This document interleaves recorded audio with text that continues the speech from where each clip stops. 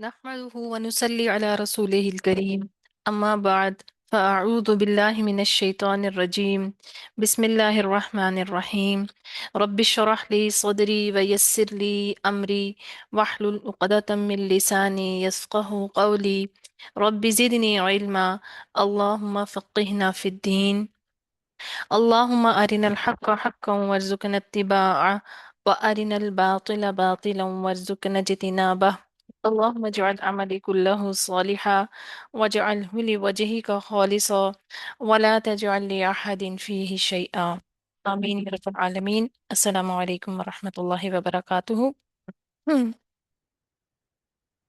इंशाल्लाह ताला आज अल्हम्दुलिल्लाह 7 रमज़ान है और हम आज जो अपना टॉपिक करेंगे, जो सूरतें मुकम्मल करेंगे, सूरत राद, सूरह इब्राहिम, सूरत हिज्र और सूरत नमल। तो आगाज करते हैं सूरत राद से। बिस्मिल्लाहिर्रहमानिर्रहीम। सूरत राद जो है ये मदीना में नाजिल हुई।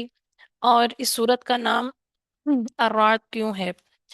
राद अलबर्क अलसवाइक और बादलों से बरसने का जिक्र है इस सूरत में। जैसा कि रब्बुल इज़्ज़त ने फरमाया, वयुसब्बिहु अर्रादु बिहम्दिही वल मलाइकति मिन खीफा। ये वो दुआ है जब बारिश और बादल वगैरह गरज चमक होती है तो उस टाइम ये दुआ पढ़नी चाहिए। ये कुरानी दुआ है। सूरत रात का मौजू जो है तौहीद, रिसालत, नबूवत, बास और जजा का इस्बात और मुशरिकीन के शुबहात का रद्द है। सूरत रात का आगाज जो है वो हरूफ मुक़त्तआत से होता है। बिस्मिल्लाहिर्रहमानिर्रहीम। अलिफ लाम मीम रा तिलका आयातुल किताब वल्लज़ी उन्ज़िला इलैका मिर रब्बिकल हक़्क़ु वलाकिन्न अक्सरन नासि ला युमिनून। अलिफ लाम मीम रा, ये किताब इलाही की आयत हैं और जो कुछ आपके रब की जानिब से आप पर नाजिल किया गया वो हक है, लेकिन अक्सर लोग ईमान नहीं लाते।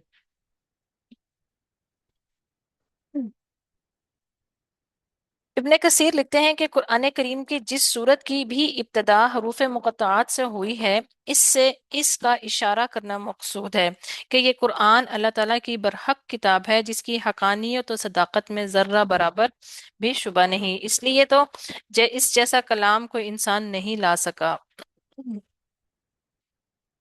फिर अल्लाह ताला फरमाते हैं कि वल्लज़ी उन्ज़िला इलैका मिर रब्बिकल हक़, और जो कुछ आपके रब की जानिब से आप पर नाजिल किया गया वो हक है। और ये कुरान जो रसूलुल्लाह सल्लल्लाहु अलैहि वसल्लम पर आपके रब की तरफ से उतारा गया वो वाज़े हक है, क्योंकि इसकी खबर सिद्क पर मबनी है और इसके अवामिर व नवाही सरासल अदल हैं और कतई दलाल और बुराहीन इनकी तईद करते हैं। फिर रब्बुल इज़्ज़त ने फरमाया, सूरह यूसुफ में आता है कि वमा अक्सरुन्नासी वलौ हाउस्त बिमुमिनीन, आप कितनी ही हिर्स रखें, अक्सर लोग हरगिज मोमिन नहीं होते। और ये आयत दलील है कि ईमान लाने वाले कम लोग होते हैं जो जानते हैं कि ये इनके रब की तरफ से हक है। फिर हम देखते हैं कि अगली आयत में अल्लाह ताला फरमाते हैं, अल्लाहुल्लज़ी रफ़अ अस्समावाति बिगैरि अमदिन तरौनहा सुम्मा इस्तवा अलल अर्श वसख्खर अश-शम्स वल क़मर कुल्लुन यजरी लिअजलिन मुसम्मा। फिर अल्लाह ताला अपनी निशानियां बता रहे हैं, कौनी निशानियों का जिक्र हो रहा है कि अल्लाह ताला वो ज़ात है जिसने आसमानों को बगैर किसी सुतून के बुलंद किया है। तुम इन्हें देखते हो, फिर वो अपने अर्श पर बुलंद हुआ और इसने सूरज और चांद को मुसख्खर किया, हर एक मुकर्ररा मुद्दत के लिए चल रहा है। ये अल्लाह ताला ही सारे काम की तदबीर करता है। वो निशानियों को खोल खोल कर बयान करता है ताकि तुम अपने रब की मुलाकात का यकीन करो। तो आसमान जो है और अल्लाह ताला की निशानियां पूरी कायनात में नजर आती हैं, वो कायनात जिसको हम अपनी आंख से जितना देख सकते हैं, और उस जितना हम अपनी आंख से देखते हैं उससे कई गुना ज्यादा उसके पीछे भी है जो हमें नजर नहीं आती। ہم آسمان کو دیکھتے ہیں، آسمان کو اللہ تعالیٰ فرماتا ہے قرآن میں کہ ایک چھت کے طور پر بنایا.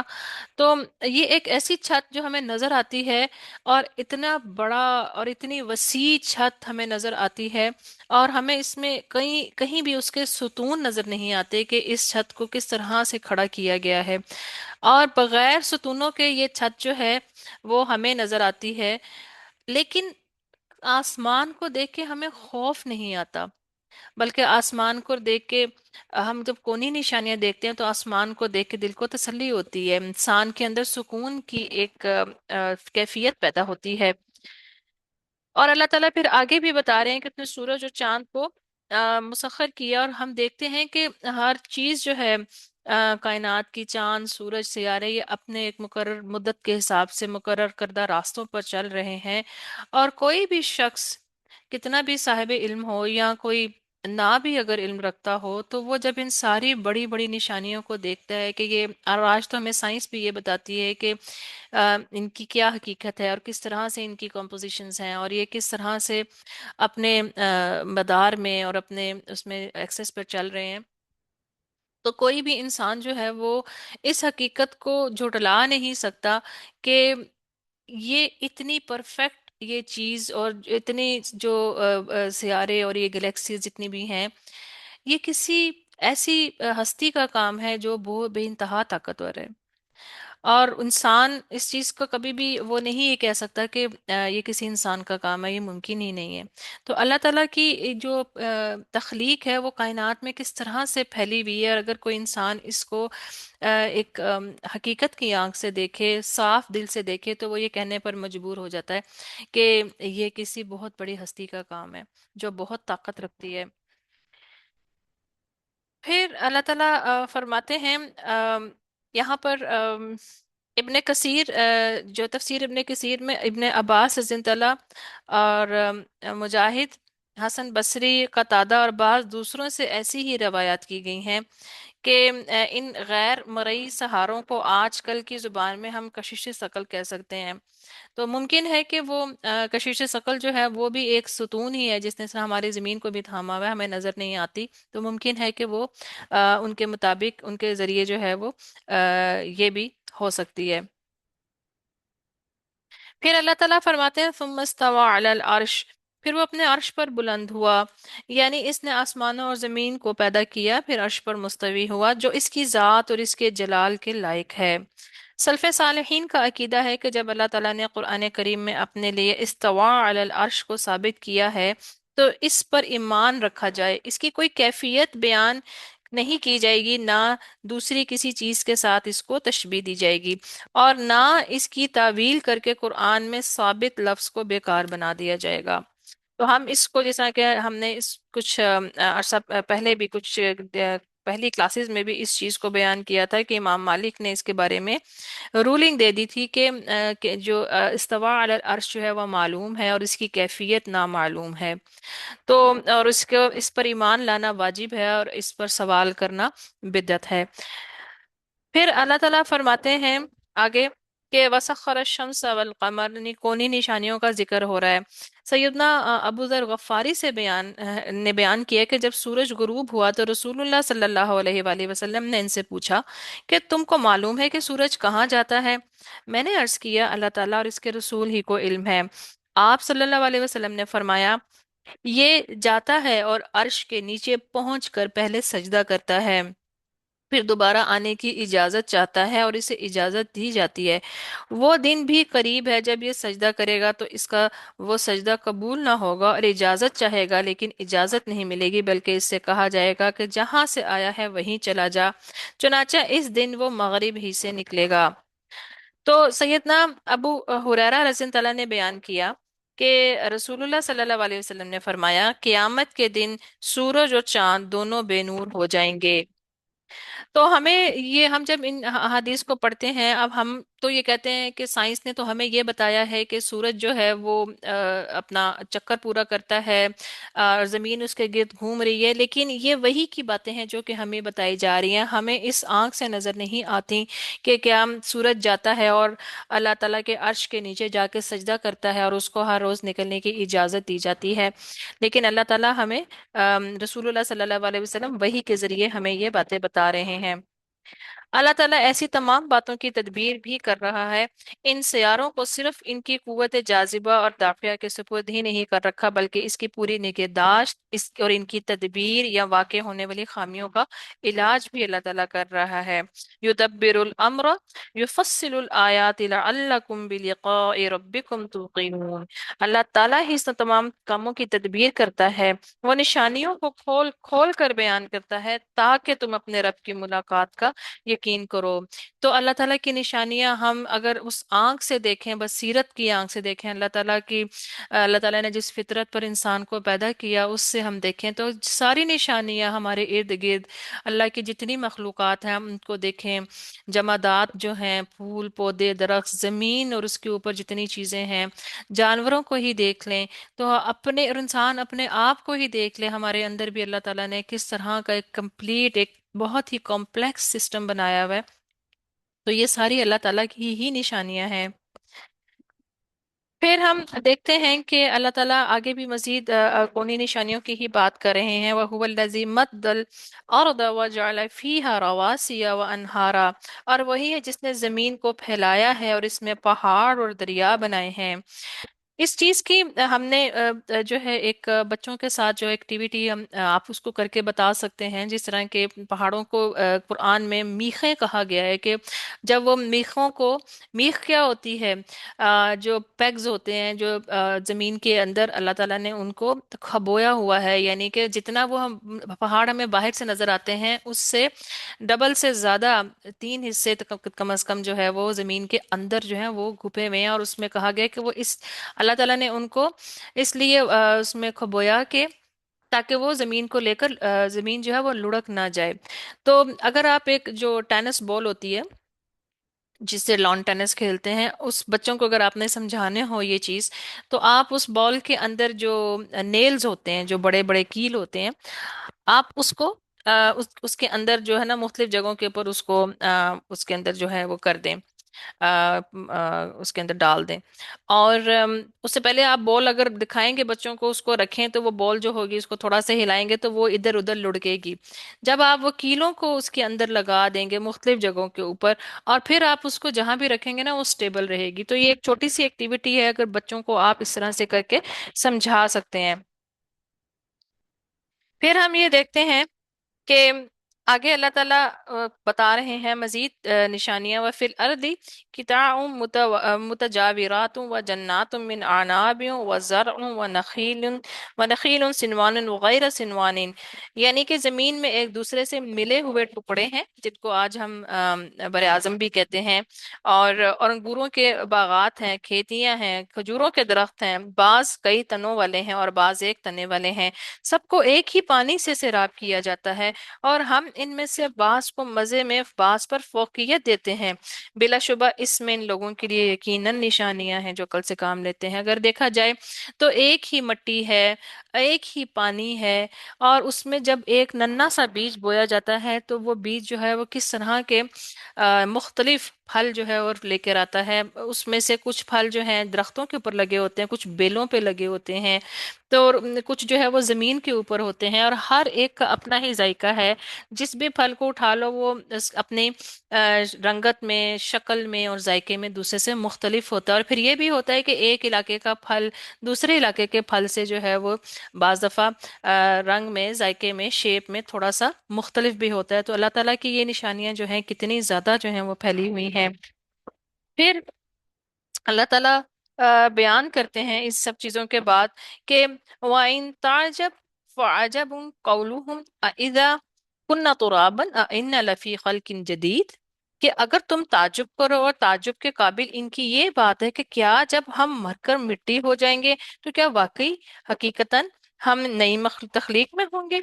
ये वो लोग हैं जिन्होंने अपने रब का कुफर किया, और यही वो लोग हैं जिनकी गर्दनों में तोक होंगे, और यही आग वाले हैं, वो इसमें हमेशा रहेंगे। तो जो रब एक मिट्टी से मुख्तलिफ तरह के फल, मुख्तलिफ तरह की सब्जियां और अनाज पैदा कर सकता है, तो उसके लिए क्या ये मुश्किल काम है कि वो अपनी तख्लीक को दोबारा से पैदा कर दे, जिसने पहली दफा जब हम कुछ भी ना थे उस टाइम बनाया, और उसके लिए दोबारा जिंदा करना क्या कोई मुश्किल काम है?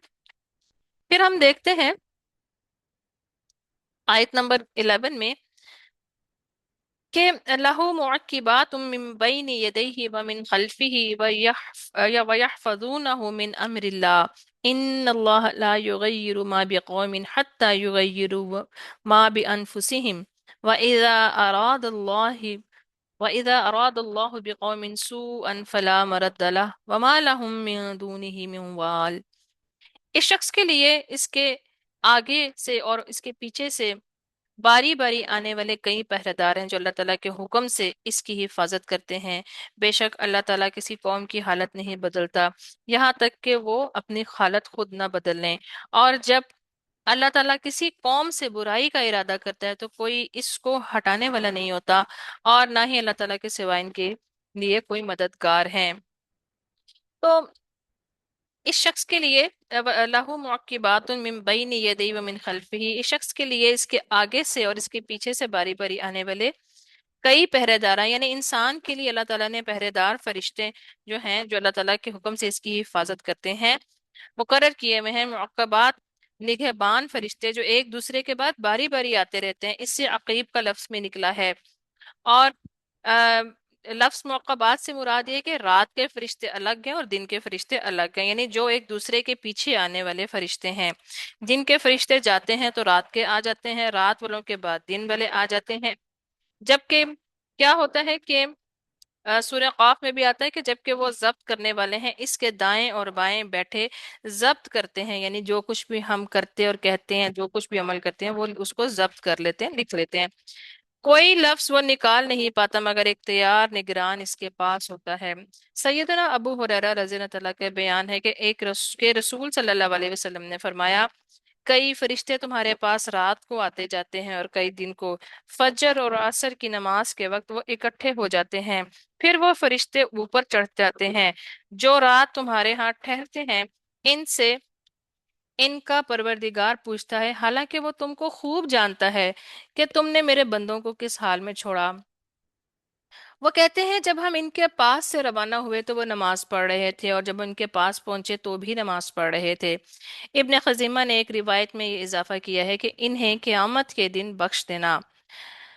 तो फजर और असर के टाइम और ये दोनों औकात जो है नमाजों के ही होते हैं। तो नमाजों की पाबंदी करना हमारे लिए कितना ज़रूरी है कि वो फरिश्ते जाकर अल्लाह ताला के पास हमारी गवाही दे रहे हैं कि हम उस टाइम किस अमल में थे।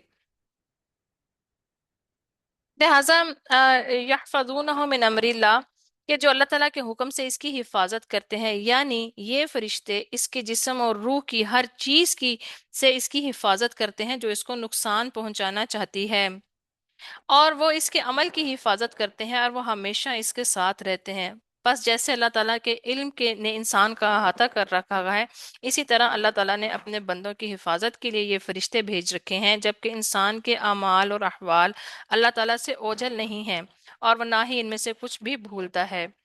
तो ये जो बात है कि इन्नल्लाह ला युगय्यिरु मा बिक़ौमिन, के बेशक अल्लाह ताला नहीं बदलता किसी कौम की हालत, के बेशक अल्लाह ताला आफियत और नेमत और आजमाइशों और अजाब से नहीं बदलता। हत्ता युगय्यिरु मा बि अनफुसिहिम, यहाँ तक कि वो बदल दें जो उनके अपने अंदर नफ्सों के है, यानी कि जो उनके दिलों में है, जो उनके अपने अंदर है, उनकी सोचों में, उनके दिलों में, उनके नफ्सों में। यानी तहारत, ईमान में अखलास, इताअत और गुनाहों और बुराइयों और अपनी सोच और अपने ख्यालात की हिफाजत, यानी नेमत, एहसान, असबाब और इन सब चीज़ों की फरावानी, यहाँ तक कि वो बदल दें जो इनके दिलों में है। इंसान को पहले खुद कोशिश करनी पड़ती है, यानी जब तक कि वो ईमान से कुफर, इताअत से नाफरमानी और अल्लाह ताला की नेमतों पर शुक्र नाशुक्री की तरफ मुंतकिल नहीं होते, नहीं दोनों हालतें जो हैं अपनी उसमें से ठीक उसको ठीक नहीं करते, तब इस सूरत में अल्लाह ताला इनसे अपनी नेमतें सल्ब कर लेता है, अगर वो शुक्र से नाशुक्री की तरफ जाएं। اور اطاعت سے نافرمانی کی طرف جائیں۔ اور اسی طرح جب بندے اپنی حالت کو بدل لیتے ہیں، یعنی منفی سے مثبت کی طرف آتے ہیں اور اللہ تعالیٰ کی نافرمانی کو چھوڑ کر اطاعت کا راستہ اختیار کر لیتے ہیں، تو پھر ان کی بدبختی کی حالت کو بھلائی، مسرت اور خوشی اور رحمت کی حالت میں اللہ تعالیٰ بدل دیتا ہے۔ تو اللہ تعالیٰ کسی قوم سے اپنی نعمتوں کو اس وقت تک زائل نہیں کرتا جب تک وہ اپنی حالت بدل نہیں لیتی، یعنی خیر و اصلاح کی راہ سے منحرف ہو جاتی ہے اور معاصی اور گناہ کا ارتکاب کرنے لگتی ہے، تو اس وقت اس پر اپنی نعمتوں کو اللہ تعالیٰ زائل کر دیتا ہے۔ پھر آتا ہے، پھر یہ ہے کہ اور جب وَإِذَا أَرَادَ اللَّهُ بِقَوْمٍ سُوءًا، کہ اور جب اللہ تعالیٰ کسی قوم سے برائی کا ارادہ کرتا ہے، یعنی جب اللہ تعالیٰ کسی فرد یا قوم کے لیے آزمائش یا عذاب کا ارادہ کرتا ہے، فلا مرد له، تو کوئی اس کے ارادے کو ٹال نہیں سکتا، وما لهم من دونه من وال، اور نہ ہی اللہ تعالیٰ کے سوا ان کے لیے کوئی مددگار ہے، یعنی کوئی ایسا نہیں جو ان سے عذاب کو دور کر سکے جب تک کہ اللہ تعالیٰ ان کی مدد نہ کرے۔ پھر جب اللہ تعالیٰ ان کی مدد کرتا ہے تو وہ اس کی طرف رجوع کرتے ہیں اور اس سے استغفار کرتے ہیں اور اس سے توبہ کرتے ہیں، پھر اللہ تعالیٰ ان سے برائی کو دور کر دیتے ہیں۔ اللہ تعالیٰ کے سوا اور کوئی نہیں جو انسان کی سرپرستی کر سکتا ہو، تو اس لیے ان لوگوں پر لازم ہے کہ ان کاموں سے اپنے آپ کو بچائیں جو اللہ تعالیٰ کے عذاب کا باعث بنتے ہیں، اور وہ کام انجام دیں جو اللہ تعالیٰ کو پسند ہیں، جس کی وجہ سے اس کی جانب سے رحمتیں اور برکتیں نازل ہوتی ہیں، مثل استغفار، توبہ اور شکر۔ پھر اللہ تعالیٰ فرماتے ہیں اگلی آیت میں، هو الذی یریکم البرق خوفا وطمعا وینشی السحاب الثقال، وہی ہے جو تمہیں خوف اور امید کے لیے بجلی دکھاتا ہے اور وہ بوجھل بادل پیدا کرتی ہے۔ تو اللہ تعالیٰ یہاں پر جو اس آیت میں جو بتا رہے ہیں، ابن عباس سے اس کے بارے میں پوچھا گیا کہ یہ بجلی کیا ہے، فرمایا پانی ہے۔ خوف اور امید کے لیے بجلی خوفناک تباہی مچاتی ہے، چیزوں کو جلا ڈالتی ہے، اس وجہ سے لوگ ڈرتے ہیں، عام طور پر مسافر ڈرتے ہیں۔ اللہ تعالیٰ اور آپ یہ دیکھیں کہ ہم بھی اگر آپ کسی جگہ پہ ٹریول کر رہے ہوں، چاہے گاڑی میں کر رہے ہوں یا آپ پلین میں کر رہے ہوں، تو اگر بجلی چمکتی ہے تو اس سے اس ٹائم پہ زیادہ خوف آتا ہے۔ پھر خوف اور امید کے لیے پھر اس کے بعد کیا ہے کہ اللہ تعالیٰ بجلی کے ذریعے خوشگوار موسم کا پیغام دیتے ہیں، گرج چمک کے بعد موسلادھار بارش ہوتی ہے جس سے اللہ تعالیٰ مردہ زمین کو زندہ کر دیتے ہیں اور اس سے گھروں میں رہنے والے اور کسان فائدے اٹھاتے ہیں۔ بس انسان کو چاہیے کہ اللہ تعالیٰ کی رحمت کا امیدوار ہو۔ اور وَيُنشِئُ السَّحَابَ الثِّقَالَ، یعنی وہ بوجھل بادل پیدا کرتا ہے، وہ بادل جن میں پانی بھرا ہوا ہوتا ہے اور وہ پانی کی بوجھ سے بھاری بھرکم ہوتے ہیں، اور اتنا ٹنوں کا وزن جو ہوتا ہے ان بادلوں نے اوپر اٹھایا ہوتا ہے، اور یہ بھی نہیں ہوتا کہ وہ ایک پانی جو ہے ایک جس طرح پانی انڈیلا جاتا ہے وہ اسی طرح ایک ہی جگہ کے اوپر اس طرح سے وہ پانی آ جائے، اور اگر وہ آسمان سے پانی اس طرح آئے جس طرح پانی کہیں سے انڈیلا جاتا ہے، یا یہ دیکھیں کہ ہم جب سنتے ہیں کہ جب کوئی ڈیم ٹوٹتا ہے خدا نخواستہ تو اس میں پانی کا کس طرح سے ایک ریلا جو ہوتا ہے وہ آتا ہے اور وہ کتنی تباہی مچاتا ہے۔ تو اگر آسمان سے اس طرح سے پانی آتا تو آپ یہ دیکھیں کہ وہ بارش جو ہے جو اتنی رحمت اور اتنی خوشیاں اور اتنی سکون لے کر آتی ہے، وہ کتنا نقصان دہ اور کتنا خوفناک جو منظر ہونا ہوتا تھا وہ ہو سکتا تھا اس ٹائم اگر بارش اس طرح سے برستی۔ اگلی آیت میں اللہ تعالیٰ فرماتے ہیں وَيُسَبِّحُ الرَّعْدُ بِحَمْدِهِ وَالْمَلَائِكَةُ مِنْ خِيفَةٍ وَيُرْسِلُ الصَّوَاعِقَ فَيُصِيبُ بِهَا مَن يَشَاءُ، کہ اور بادل کی گرج اور اس کی حمد کے ساتھ تسبیح اس کے ساتھ اس کی تسبیح کرتی ہے، اور فرشتے اس کے خوف سے اور وہ کڑکنے والی بجلیاں بھیجتا ہے، پھر جس پر چاہتا ہے انہیں گرا دیتا ہے، اور وہ اللہ تعالیٰ کے بارے میں جھگڑ رہے ہوتے ہیں اور وہ سخت قوت والا ہے۔ یہ اس آیت کا پہلا حصہ جو ہے وَيُسَبِّحُ الرَّعْدُ بِحَمْدِهِ وَالْمَلَائِكَةُ مِنْ خِيفَةٍ، یہ ایک دعا ہے جس کو ہم پڑھتے ہیں جب ہم بھی بارش کی بجلی کی گرج اور چمک جو ہے جب وہ سنتے ہیں تو اس دعا کو پڑھنا چاہیے۔ रात से मुराद बिजली की कड़क की आवाज़ जो बादलों से सुनाई देती है और ये डरा देती है। बाज दफा इतनी खौफनाक आवाज आती है कि वाकई ही इंसान डर जाता है। और ये कड़क अपने रब के सामने झुकी होती है। और रात जो है वो उस फरिश्ते का नाम भी है जो जिसके जिम्मे बादलों की और बारिश की जिम्मेदारी है। और एक हदीस से हमें ये भी पता चलता है कि वो फरिश्ता जब बारिश को बादलों को हाँकने के लिए अपना कोड़ा मारता है तो उससे ये आवाज पैदा होती है।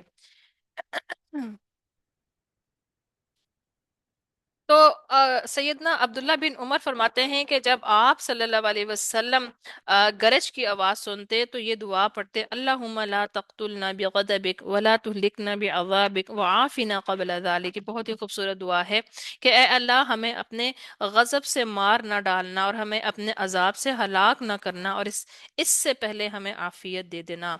तो ये दुआ जो है ये भी बहुत खूबसूरत है, इसको भी पढ़ा जाना चाहिए।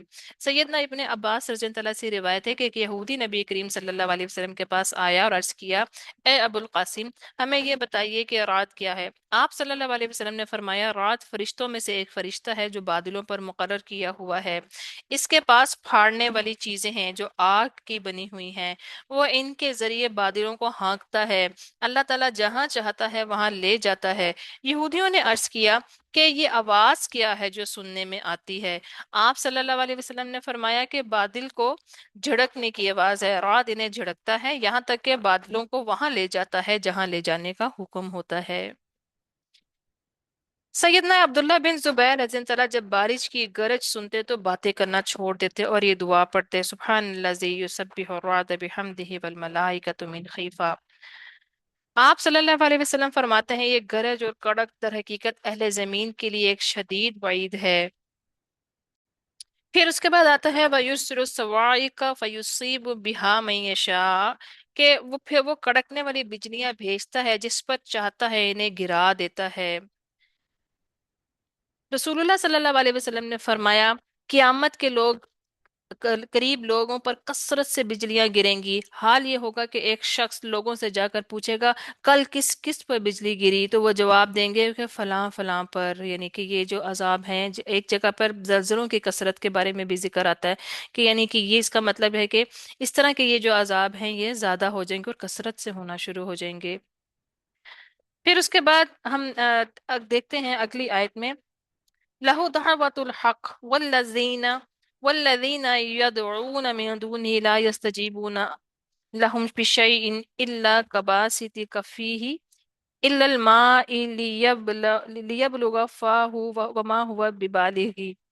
इसको इसकी को पुकारना बरहक है और इसके सिवा जिनको वो पुकारते हैं वो इनकी दुआ को कबूल नहीं करते, मगर इस शख्स की तरह जो पानी की तरह अपनी दोनों हथेलियां फैलाने वाला है ताकि वो इसको मुंह तक पहुंच जाए, हालांकि वो इस तक हरगिज पहुंचने वाला नहीं। काफिरों को पुकारना तो गुमराही में है। लहु दावतुल हक, यानी कि इसको पुकारना बरहक है, नहीं सिर्फ अल्लाह ताला के लिए दावत हक है। इससे मुराद है कि खौफ और उम्मीद में सिर्फ अल्लाह ताला को पुकारना है। अल्लाह ताला के सिवा जिसके लिए भी पुकार है बेफायदा, गुमराहाना और बातिल है। वल्लदीना यदऊना मिन दूनी, यानी जो लोग अल्लाह ताला के सिवा किसी को पुकारते हैं तो उस शख्स की तरह जो पानी की तरफ अपनी दोनों हथेलियां फैलाने वाला है ताकि वो इसके मुंह तक पहुंच जाए, हालांकि वो इस तक हरगिज पहुंचने वाला नहीं। यानी कि अपने इब्ने अब्बास रज़ी अल्लाह ने कहा कि कबासिती कफ़ई ही, यानी कि मुशरिक की मिसाल है जो अल्लाह ताला के सिवा दूसरों की पूजा करता है। जैसे प्यासा आदमी पानी का तसव्वुर करके दूर से पानी की तरफ हाथ बढ़ाए और इसको ना मिले, तो पानी तक जब वो पहुंचेगा, पानी उसके हाथ को पहुंचेगा तो ही वो पानी पी सकेगा ना। वो प्यासा है लेकिन वो पानी जिस तरह शराब है और बस शराब को इसी समझ रहा है या वो उसने सिर्फ हाथ आगे फैलाए हुए हैं तो वो अपनी प्यास को बुझा नहीं सकता। इसी तरह यानी इसका मतलब है कि वो इस शख्स की तरह जो दूर से हाथ फैलाकर पानी को जुबान से बुलाए, हाथ से इसकी तरफ इशारा करे, इस सूरत में भी पानी कभी इसकी तरफ नहीं आएगा क्योंकि पानी उसके हुक्म के ताबे नहीं है। फिर यह है कि लियबलुगा फाहू, ताकि वो इसके मुंह तक पहुंच जाए क्योंकि वो प्यासा है। शिद्दत प्यास की वजह से अपना हाथ पानी की तरफ बढ़ाता है मगर वो पानी इस तक पहुंच नहीं पाता। اسی طرح کفار جو اللہ تعالیٰ کے ساتھ خود ساختہ معبودوں کو پکارتے ہیں، یہ معبود ان کو کوئی جواب نہیں دے سکتے، نہ ان کی حاجت کے شدید ترین اوقات میں ان کو کچھ فائدہ پہنچا سکتے ہیں، کیونکہ وہ خود اسی کی طرح محتاج ہیں۔ پھر اسی طرح ایک آتا ہے کہ اس طرح وہ شخص جو زبان سے پانی پانی کہہ رہا ہو اور اسے اٹھا کر پیتا نہیں، تو وہ اس سے سیراب نہیں ہو سکتا۔ اسی طرح غیر اللہ سے دعائیں مانگنا اور ان سے مرادیں پوری نہیں ہو سکتی جب وہ راستہ ہی چھوڑ دیا جس پر منزل مل جاتی، تو بھلا منزل کہاں، بلکہ منزل تو لمحہ لمحہ دور ہوتی جا رہی ہے۔ اگلی آیت میں ہے وَلِلَّهِ يَسْجُدُ وَلِلَّهِ يَسْجُدُ مَن فِي السَّمَاوَاتِ وَالْأَرْضِ طَوْعًا وَكَرْهًا وَظِلَالُهُم بِالْغُدُوِّ وَالْآصَالِ، کہ اور آسمانوں اور زمین کی تمام مخلوق خوشی سے یا ناخوشی سے اللہ تعالیٰ ہی کے لیے سجدہ کرتی ہے، صبح شام ان کے سائے بھی۔ تو اللہ تعالیٰ کی یہاں پر قدرت جو ہے، اللہ تعالیٰ اپنی نشانی کتنی بڑی یہ بتا رہا ہے، اور ہم دیکھتے ہیں کہ اللہ تعالیٰ کی بے شمار مخلوق ہے، اور اللہ کی ہر مخلوق جو ہے وہ اللہ تعالیٰ کی اطاعت میں ہے۔ زمین کے اوپر آج ہم دیکھتے ہیں جتنا بھی فساد ہو رہا ہے، چاہے وہ انسانوں کا آپس میں فساد ہو، یا پانی سے کتنی جو ہے پولوشن پھیل چکی ہے، پانی واٹر پولوشن کتنی ہے، ایئر پولوشن کتنی ہے، جانوروں کے ساتھ ہم یہ دیکھتے ہیں کہ ایکو سسٹم جو ہے وہ کتنا ڈسٹرب ہو چکا ہے، اور اس کے کتنے نقصانات جو ہیں وہ بھگت رہا ہے۔ ان سب چیزوں میں انسان کا ہی ہاتھ ہے، کیونکہ باقی جتنی بھی مخلوق ہے وہ اللہ کی اطاعت میں ہی ہے، وہ اللہ کی نافرمانی نہیں کرتی۔ جس طرح اس کو جو کام دیا گیا ہے وہ اس ہی کام کو کر رہی ہے، اور وہ یہاں تک کہ اگر ہمیں نظر بھی آتا ہے کہ کوئی جانور کسی دوسرے جانور کو کھاتے ہیں، ان کا شکار کرتے ہیں، یا بھیڑ بکریاں پھل پودے اور اس طرح کی چیزیں کھاتے ہیں، تو وہ اللہ کی اطاعت میں، اور وہ اس چیز سے تجاوز نہیں کرتے جو کہ ایک بیلنس جو ہے اس کو خراب کرے۔ تو اللہ تعالیٰ نے یہ جو انسان جو ہے اس چیز کو اختیار دیا گیا ہے، وہ اس اختیار کی وجہ سے جو ہے نا اس نے اس بیلنس کو تباہ کیا ہے۔ انسان اس کے تباہی کا اور خرابی کا اور فساد کا باعث ہے۔ تو خوشی سے تاؤم و کرہن، خوشی سے یا نہ خوشی سے، یعنی کہ ہر مخلوق جو ہے وہ اللہ تعالیٰ کے، ہاں اللہ تعالیٰ کی اطاعت میں ہے، تو مومن جو ہے اس کو خوشی سے سجدہ کرنا چاہیے، اور پھر جو مومن ہوتا ہے وہ خوشی سے سجدہ کرتا ہے، اور منافق جو ہے وہ کراہت کے ساتھ آتا ہے۔ کرہن اس شخص کے لیے استعمال ہوا ہے جو تکبر کرتے ہوئے سجدہ کرتا ہے، جیسے اہل ایمان اپنے اختیار سے اللہ تعالیٰ کے سامنے جھکتے ہیں۔ تو اسی طرح اس شخص کے لیے جو تکبر کرتا ہے وہ اپنے رب کی عبادت نہیں کرتا، مگر خود اس کی فطرت اور اس کا حال جو ہے وہ اس کا جھوٹ جو ہے وہ اس کا بیان کرتے ہیں۔ اور پھر وَظِلَالُهُمْ، اور ان کے سائے بھی، یعنی سائے جو ہیں وہ بھی سجدہ کر رہے ہیں۔ صبح کے دن کے پہلے حصے میں اور پھر شام دن کے آخری حصے میں یہ سائے جو ہے ہمیں نظر آتے ہیں، اور سایہ جو ہوتا ہے وہ بھی سجدہ کر رہا ہوتا ہے جب ہم سجدہ کرتے ہیں۔ اور سایہ جو ہے وہ تو ویسے ہی اگر ہم دیکھیں تو وہ سجدے کی حالت میں ہی ہوتا ہے۔ یعنی سایوں کے لیے جو قانون مقررہ ہے وہ اس کے پابند ہیں، وہ یہ ہے کہ روشنی ہمیشہ صراط مستقیم میں سفر کرتی ہے، اور صبح شام کا ذکر اس لیے فرمایا کہ اس اوقات میں سائے زیادہ لمبے پھیلے ہوتے ہیں۔ قل من رب السماوات والارض قل اللہ، کہ آپ پوچھیں آسمانوں اور زمین کا رب کون ہے۔ اب اتنی ساری نشانیاں بتا کر اللہ تعالیٰ پھر توحید الوہیت کی طرف آ رہے ہیں، کہ آپ یہ ساری چیزیں دیکھ رہے ہو اپنی آنکھ سے، اور پھر بھی تم انکار کر رہے ہو کہ یہ چیزیں کیا از خود پیدا ہو گئی؟ کہ کہہ دو کہ اللہ تعالیٰ ہی ہے، آپ کہہ دیں کیا پھر بھی تم نے اس کے سوا کچھ کارساز بنائے جو اپنے ذات کے لیے بھی کوئی نفع نقصان کا اختیار نہیں رکھتے؟ کہہ دو کیا اندھا اور بینا برابر ہو سکتے ہیں؟ کیا اندھیرے اور روشنی برابر ہوتے ہیں؟ کیا انہوں نے اللہ تعالیٰ کے شریک بنائے ہیں جنہوں نے اللہ تعالیٰ کے پیدا کرنے کی مانند پیدا کیا ہے؟ چنانچہ تخلیق ان پر مشتبہ ہو گئی۔ آپ کہہ دے اللہ تعالیٰ ہی تمام اشیاء کا خالق، اور وہی ایک ہے، نہایت زبردست ہے۔ تو اتنی بڑی اللہ تعالیٰ نے نشانیاں بتا کے، اور آج سائنسز ہم دیکھتے ہیں اے آئی کا دور ہے، اور اتنے اے آئی اور یہ ساری چیزیں، لیکن اللہ تعالیٰ کہتا ہے کہ تم تو ایک مکھی بھی نہیں بنا سکتے، یہ تو مشینیں ہیں نا جس میں جو فیڈ کر دیا گیا اور وہی وہ بتا رہی ہیں، اور اس میں سے ہی وہ اس کو آگے پیچھے کر کے انفارمیشن دے رہی ہیں۔ لیکن مکھی کے بارے تک یہ آتا ہے کہ مکھی تو، یہ تو لوگ مکھی تک نہیں بنا سکتے، اور یہاں تک کہ اگر مکھی ان سے کچھ لے کر چلی جائے تو ان میں وہ طاقت بھی نہیں کہ وہ اس سے چھین سکیں۔ پھر اس کے بعد آتا ہے کہ کل ہست حل یستوی الاعمی والبصیر، یعنی کہ کیا اندھا اور بینا دونوں برابر ہو سکتے ہیں؟ اللہ تعالیٰ نے نبی صلی اللہ علیہ وسلم کو حکم دیا کہ آپ صلی اللہ علیہ وسلم ان سے کہہ دیں کہ ایک خالق کو ماننے والا، اس کی عبادت کرنے والا، اور مخلوق کی اطاعت کرنے والا اور اس کا ماننے والا، اس کی عبادت کرنے والا، دونوں برابر نہیں ہو سکتے۔ پھر ہم دیکھتے ہیں کہ ام جعل للہ شرکاء، کہ یا انہوں نے اللہ تعالیٰ کے شریک بنائے جنہوں نے اللہ تعالیٰ کے پیدا کرنے کی مانند پیدا کیا ہے۔ کیا پیدا کیا ہے انہوں نے؟ چنانچہ تخلیق ان پر مشتبہ ہو گئی، یعنی کہ کیا ان لوگوں نے اللہ تعالیٰ کے لیے کچھ شریک گھڑ لیے جن کے بارے میں انہوں نے خود یقین کر لیا کہ وہ اللہ تعالیٰ کی مخلوق ہے، جن کی یہ مانتے ہیں اور جن کی یہ اطاعت کرتے ہیں، اصل میں تو وہ بھی اللہ تعالیٰ کی مخلوق ہے، پتھروں سے بنے ہوئے ہیں یا پلاسٹک سے بنے ہوئے ہیں یا وہ مٹی سے بنے ہوئے ہیں یا وہ لوہے کے بنے ہوئے ہیں، تو وہ اللہ تعالیٰ کی ہی جو مخلوق ہے، اللہ تعالیٰ کی پیدا کردہ چیزوں سے ہی بنے ہیں، تو وہ خود کس طرح سے یہ اختیار رکھ سکتے ہیں کہ وہ کسی اور کو بنائیں؟ تو ان یعنی ان شریکوں نے مخلوق کو پیدا کیا، یہ وہ کہتے ہیں، مشرک کہتے ہیں، جیسا کہ اللہ تعالیٰ نے پیدا کیا ہے، یعنی کہ ان لوگوں نے اپنے آپ کو، اپنے ذہن کو اتنا کرپٹ کر لیا اور تخلیق جو ہے ان پر مشتبہ ہو گئی۔ پھر کیا ان مشرکوں پر تخلیق کا معاملہ مشتبہ ہو گیا جس کی وجہ سے وہ ان کی عبادت کرتے ہیں؟ تو اس کا جواب نہیں ہے، کیونکہ نہ انہوں نے پیدا کیا، نہ مکھی یا اس سے بڑی کوئی چیز پیدا کرنے کی قدرت رکھتے ہیں، پھر ان کی عبادت کیسے درست ہو سکتی جس نے کچھ پیدا نہ کیا ہو؟ اتنے بڑے بڑے سائنٹسٹ اور اتنے پڑھے لکھے لوگ، اور جب آپ ان کے بارے میں دیکھتے ہیں کہ وہ بتوں کی پوجا کر رہے ہوتے ہیں، تو انسان جو ہے وہ حیران اور پریشان ہو جاتا ہے کہ اتنا انہوں نے علم حاصل کیا اور ان کو یہ ایک موٹی سی چیز سمجھ نہیں آ رہی جس بت کو وہ خود بنا رہے ہیں، اپنے ہاتھوں سے بنا رہے ہیں، پتھر کا ہے، مٹی کا ہے، پلاسٹک کا ہے، لوہے کا ہے، کسی بھی میٹل کا ہے، اور پھر اس کو کہتے ہیں کہ یہ ہمیں بنانے والا ہے۔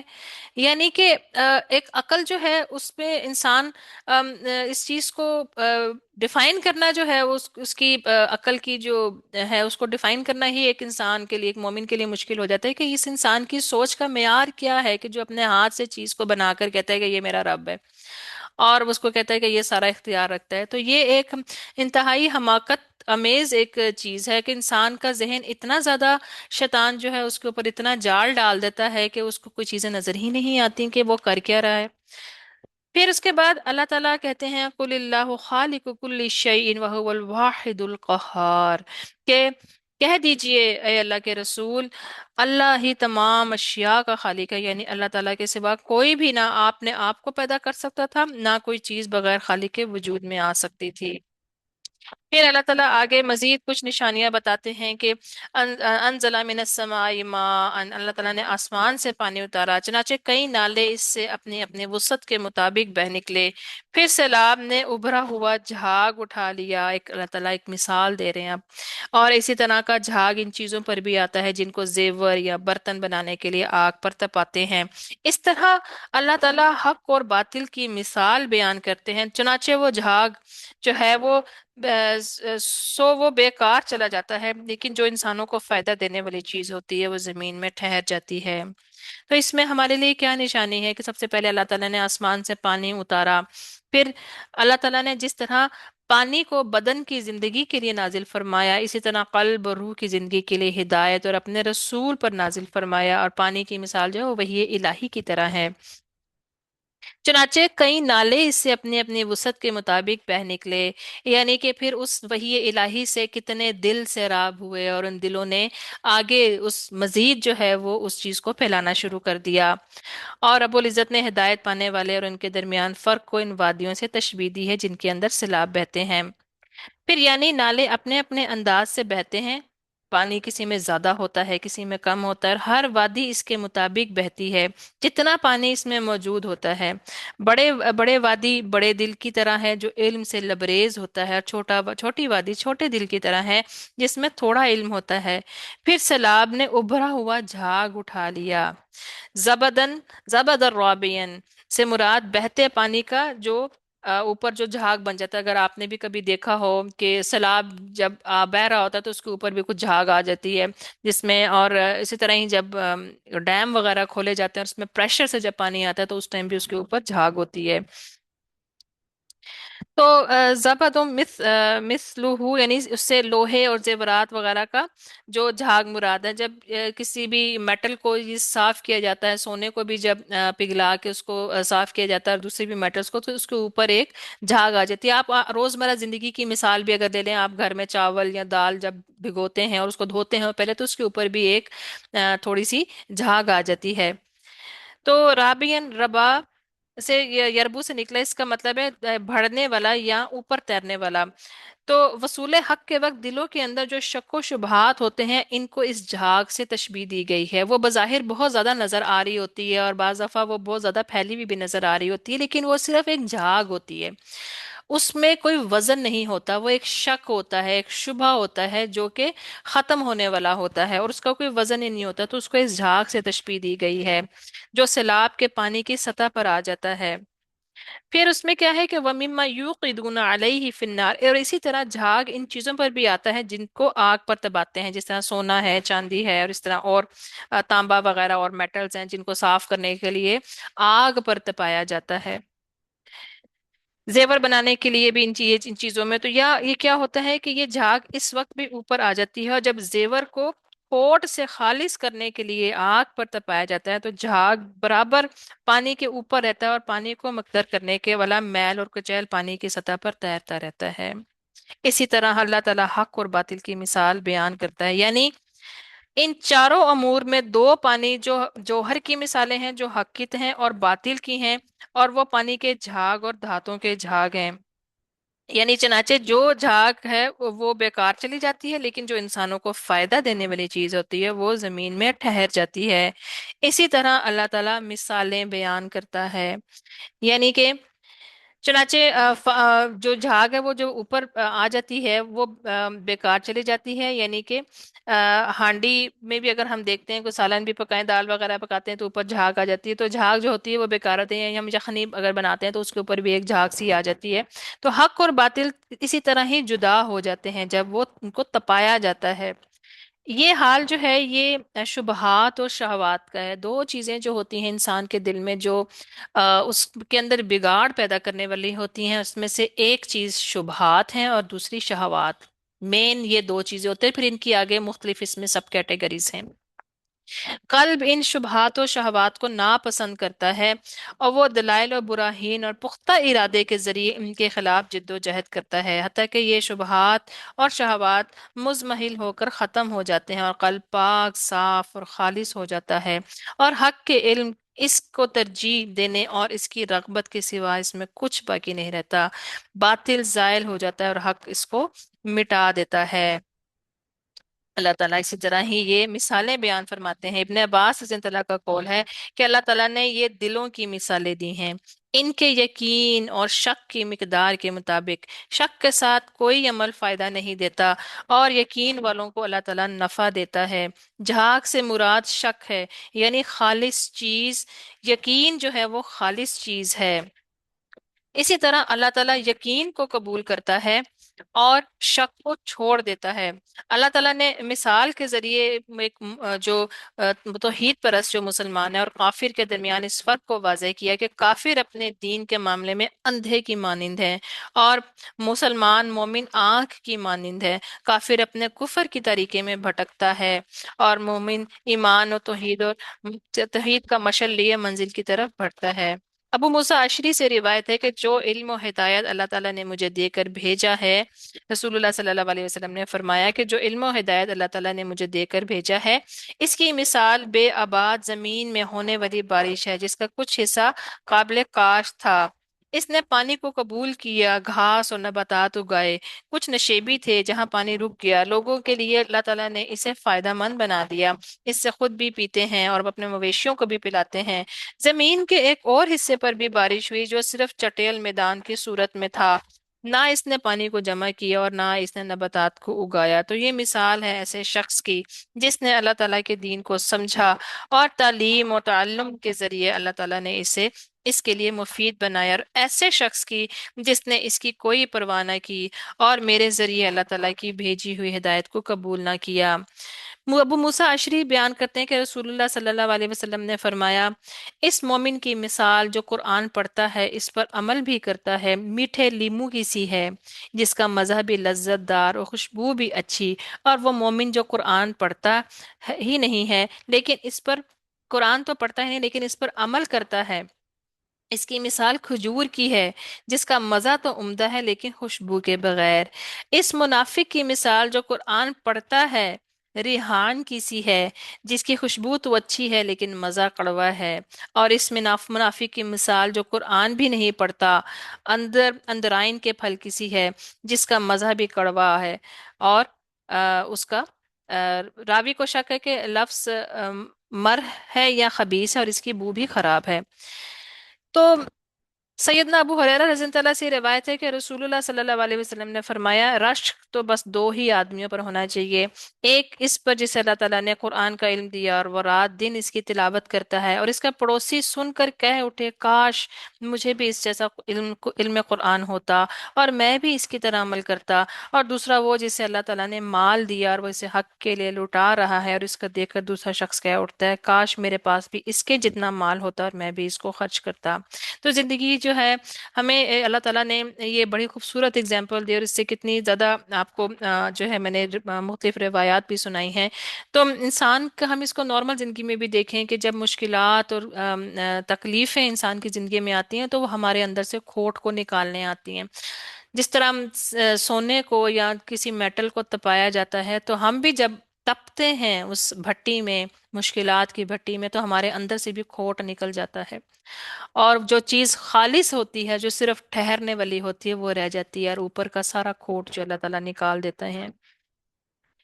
پھر اس کے بعد اللہ تعالیٰ فرماتے ہیں للذین استجابوا لربہم الحسنی، اور جن لوگوں نے اپنے رب کی بات قبول کر لی ان کے لیے بھلائی ہے، اور جن لوگوں نے قبول نہیں کی اگر ان کے پاس واقعتاً وہ سب ہو جو زمین میں ہے اور اس کے ساتھ اتنا ہی اور بھی ہو، تو وہ اس کو ضرور فدیہ میں دے دیں۔ یہی لوگ ہیں جن کا برا حساب ہوگا، ان کا ٹھکانہ جہنم ہوگا، اور وہ بہت ہی برا ٹھکانہ ہے۔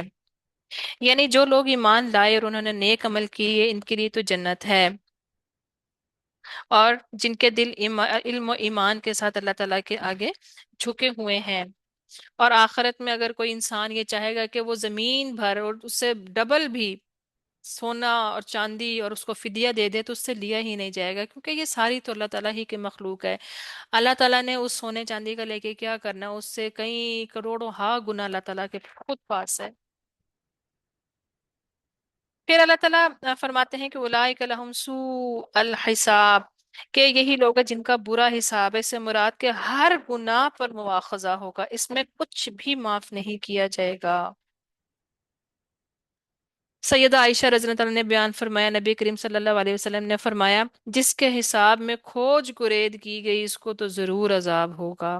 وہ کہتی ہیں میں نے عرض کیا اللہ تعالیٰ کا یہ فرمان ہے کہ پھر ان قریب ان سے ہلکا حساب لیا جائے گا۔ نبی صلی اللہ علیہ وسلم نے فرمایا اس سے مراد صرف پیشی ہوگی، تو جس سے سوال جواب اور کھوج کرید شروع ہوگی وہ تو مارا گیا۔ سیدہ عائشہ رضی اللہ عنہا کہتی ہیں میں نے رسول اللہ صلی اللہ علیہ وسلم کو اپنے بعض نمازوں میں یہ دعا مانگتے ہوئے سنا، اللہم حاسبنی حسابا یسیرا، اے اللہ تعالیٰ مجھ سے آسان حساب لینا۔ میں نے عرض کیا اللہ کے نبی صلی اللہ علیہ وسلم آسان حساب سے کیا مراد ہے؟ آپ صلی اللہ علیہ وسلم نے فرمایا آسان حساب یہ ہے کہ اللہ تعالیٰ بندے کے نامہ اعمال کو دیکھے اور اسے نظر انداز کر دے، اور جس کے نامہ اعمال پر اس روز بحث شروع ہوگی اے عائشہ وہ تو ہلاک ہو گیا۔ تو جن لوگوں کو نامہ اعمال بائیں ہاتھ یا پیٹھ کے پیچھے سے دیا جائے گا ان کا حساب مشکل ہوگا، لیکن جس کو نامہ اعمال بائیں ہاتھ میں دیا جائے گا وہ کہے گا اے کاش میرا نامہ اعمال مجھے نہ دیا جاتا اور نہ میں جان پاتا کہ میرا حساب کیا ہے، اے کاش وہی موت فیصلہ کن ہوتی، میرا مال میرے کام نہ آیا، میری حکومت مجھ سے برباد ہو گئی۔ سورۃ الحاقہ میں آتا ہے یہ۔ پھر ہم دیکھتے ہیں کہ اللہ تعالیٰ جو اگلی صورت ہے سورہ ابراہیم، اس کا تھوڑا سا انالیسس کر لیتے ہیں۔ سورہ ابراہیم جو ہے یہ مکہ میں نازل ہوئی، اور سورہ ابراہیم میں اللہ تعالیٰ حروف مقطعات سے ہی یہ بھی سورج شروع ہوتی ہے۔ الف لام را، کتاب انزلناه الیک لتخرج الناس من الظلمات الى النور باذن ربهم الى صراط العزیز الحمید۔ الف لام را، یہ ایک کتاب ہے جس کو ہم نے آپ کی طرف نازل کیا ہے تاکہ آپ لوگوں کو ان کے رب کے حکم سے اندھیروں سے نکال کر روشنی کی طرف لائیں۔ نبی صلی اللہ علیہ وسلم کو جب یہ حکم دیا جا رہا ہے کہ آپ لوگوں کو ان کے رب کے حکم سے، اللہ تعالیٰ کا حکم ہوگا تو وہ لوگ اندھیرے سے روشنی کی طرف لے کر آئیں گے۔ تو ہم جب کسی کو بھی کوئی بات سمجھاتے ہیں، اپنے بچوں کو ہی لے لیں، ہم جب کسی کو بچوں کو بعض دفعہ ہم ایک چیز بتاتے ہیں اور پھر ہم کہتے ہیں کہ وہ اگلے ہی دن یا اسی لمحے وہ اتنے پرفیکٹ ہو کر وہ کام شروع کر دیں، تو ہمیں ایز اے پیرنٹ ہمیں کیا کرنا ہے کہ ہم نے دعا مانگنی ہے اللہ تعالیٰ سے۔ ایک جگہ کسی کو میں سن رہی تھی تو وہ کہہ رہے تھے کہ جب بچوں میں یا اپنے ملازموں میں آپ نافرمانی دیکھیں یا دیکھیں کہ وہ اطاعت نہیں کر رہے یا سرکشی کر رہے ہیں، تو آپ اپنے اوپر ضرور ضرور غور کریں کہ ضرور آپ نے اللہ تعالیٰ کی اطاعت میں کوئی سرکشی کی ہے یا نافرمانی کی ہے، جس کا جو ہے وہاں اس وجہ سے آپ کے ساتھ جو ہے یہ ہو رہا ہے۔ پھر ہم یہ دیکھتے ہیں کہ اللہ تعالیٰ اس میں بھی بتا رہے ہیں، اللہ الذی له ما فی السماوات و ما فی الارض وویل للکافرین من عذاب شدید۔ اللہ تعالیٰ وہ ذات ہے جو آسمانوں میں ہے اور زمین میں ہے، سب اسی کا ہے، اور اور جو زمین میں ہے سب اسی کا ہے، اور کافروں کے لیے سخت عذاب کی وجہ سے تباہی ہے۔ کافروں کے لیے عذاب کی تباہی کی وجہ جو ہے کیا ہے کہ رب العزت نے کافروں کو جہنم کی وادی کی وعید سنائی، اور آج کے دور میں اگر ہم دیکھیں تو اسلامی معلومات جو ہیں وہ ہر جگہ پہنچ گئی ہوئی ہیں، سوشل میڈیا کے ذریعے نان مسلمز تک بھی جو ہے یہ چیزیں جو ہیں بڑی خوبصورتی کے ساتھ جو ہیں وہ پہنچائی جا رہی ہیں، جو اس سے پہلے اس طرح سے کام نہیں ہوتا تھا، لوگوں کو جا کے کرنا پڑتا تھا، لیکن آج بہت خوبصورت انداز میں کام ہو رہا ہے۔ سیدنا ابو موسیٰ رضی اللہ تعالیٰ سے روایت ہے کہ رسول اللہ صلی اللہ علیہ وسلم نے فرمایا، جو شخص اپنی دنیا کو محبوب رکھتا ہے اپنی آخرت کا نقصان پہنچاتا ہے، اور جو شخص اپنی آخرت کو محبوب رکھتا ہے اور اپنی دنیا کو نقصان پہنچاتا ہے، اس چیز کو اختیار کرو جو باقی ہے، اور اس چیز کو اختیار نہ کرو جو فانی ہے، یعنی آخرت جو ہے وہ باقی رہنے والی ہے، دنیا تو فانی ہے۔ پھر وَيَصُدُّونَ عن سبیل اللہ وَيَبْغُونَهَا عِوَجًا، اللہ تعالیٰ کے راستے سے روک دیتے ہیں اور اس میں کجی تلاش کرتے ہیں۔ اس چیز کو ہم نے پہلے بھی ڈسکس کیا تھا کہ اللہ تعالیٰ سے راستے سے روکنا جو ہے وہ کس کس طرح سے ہو سکتا ہے، کہ ایک تو واضح طور کے اوپر روکنا، اور پھر شک و شبہات پیدا کرنے، اور بعض دفعہ محبت کی وجہ سے ہمارے قریبی ہی ہوتے ہیں جو کہ اس محبت کی وجہ سے جو ہے ہمیں ان چیزوں سے روکتے ہیں، ان کے اندر کے کوئی خوف ہوتے ہیں، کوئی انسیکیورٹیز ہوتی ہیں۔ آگے ہم دیکھتے ہیں آیت نمبر 7 میں، وَإِذْ رَبُّكُمْ لَئِن شَكَرْتُمْ لَأَزِيدَنَّكُمْ وَلَئِن كَفَرْتُمْ إِنَّ عَذَابِي لَشَدِيدٌ، اور جب تمہارے رب نے صاف اعلان کر دیا، حکم دے دیا کہ یقیناً تم شکر ادا کرو گے تو میں تمہیں ضرور ہی زیادہ دوں گا، اور اگر تم ناشکری کرو گے تو یقیناً میرا عذاب بلا شبہ بہت سخت ہے۔ موسیٰ علیہ السلام کی بنی اسرائیل کو نصیحت ہے کہ یہ یاد کرو کہ اللہ تعالیٰ نے یہ اعلان فرمایا تھا۔ پھر سفیان رحیم اللہ اور حسن رحیم اللہ نے فرمایا کہ اگر تم میری اطاعت سے میرا شکر ادا کرو گے، یعنی کہ اللہ تعالیٰ کا شکر جو ہے اس کی اطاعت سے ادا ہوگا، وہ عملی شکر ہے، تو میں تمہیں ضرور دوں گا، یعنی تمہارا ثواب بڑھا دوں گا۔ ضروری نہیں ہے کہ جو ہم دنیا میں رہتے ہوئے دنیاوی معاملات میں سے ہی دیکھتے ہیں، لیکن کچھ چیزیں جو ہیں وہ اسپرچولی بھی چل رہی ہوتی ہیں، تو دنیاوی معاملات میں بھی ممکن ہے اللہ تعالیٰ دے، لیکن اگر دنیا میں کچھ نہ بھی ملا یا دنیا میں کوئی چیز کم ہے، تو کچھ جو انسان کی اللہ تعالیٰ کے ساتھ قربت اور ان چیزوں میں جو ہے وہ اضافہ ہوتا ہے، تو یہ چیزیں جو ہے زیادہ امپورٹنٹ ہیں، یہ ہمیشہ رہنے والی ہیں۔ شکر ادا کرنے سے اللہ تعالیٰ راضی ہوتا ہے، جو شکر ادا کرتا ہے اللہ تعالیٰ اس کے رزق میں وسعت دیتے ہیں، اور جو جتنی اطاعت پر قدرت رکھتا ہے اللہ تعالیٰ، اطاعت کی اطاعت کرتا ہے اللہ تعالیٰ اس کی اطاعت میں اور اضافہ کرتے ہیں۔ انسان کی زندگی پر شکر گزاری کے جو اثرات مرتب ہوتے ہیں وہ کس طرح سے ہو سکتے ہیں کہ شکر کرنے والے کا یقین کہ یہ نعمت اللہ تعالیٰ کی طرف سے ہے، اسے سرکشی سے باز رکھنا ہے، یعنی مشکل حالات میں بھی وہ جم کے رہتا ہے۔ شکر گزار انسان لوگوں کے مقابلے میں خود کو بڑا نہیں سمجھتا۔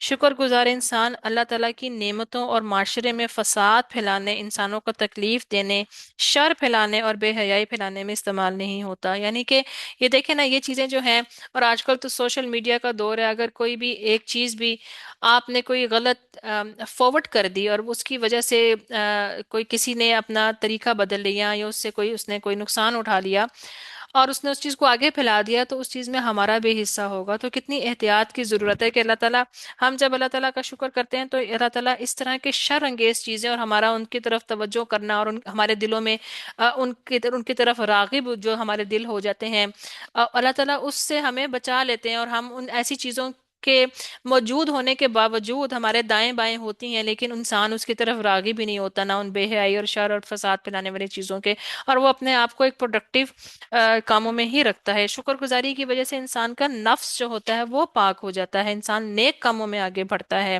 اور شکر گزار انسان جو ہے جب دولت کا اچھا استعمال کرتا ہے تو اس میں ترقی ہوتی ہے اور برکت ملتی ہے، اور شکر گزاری جو ہے وہ باہمی تعاون کا ماحول پیدا کرتی ہے، اس کے انسانوں کی آپس میں ایسے لوگوں کے ساتھ ایک جماعت بن جاتی ہے، اور وہ آپس میں ایک بہتر طور کے اوپر، پروڈکٹیو ہو کے اوپر ایک جماعت کی صورت میں کام کر سکتے ہیں۔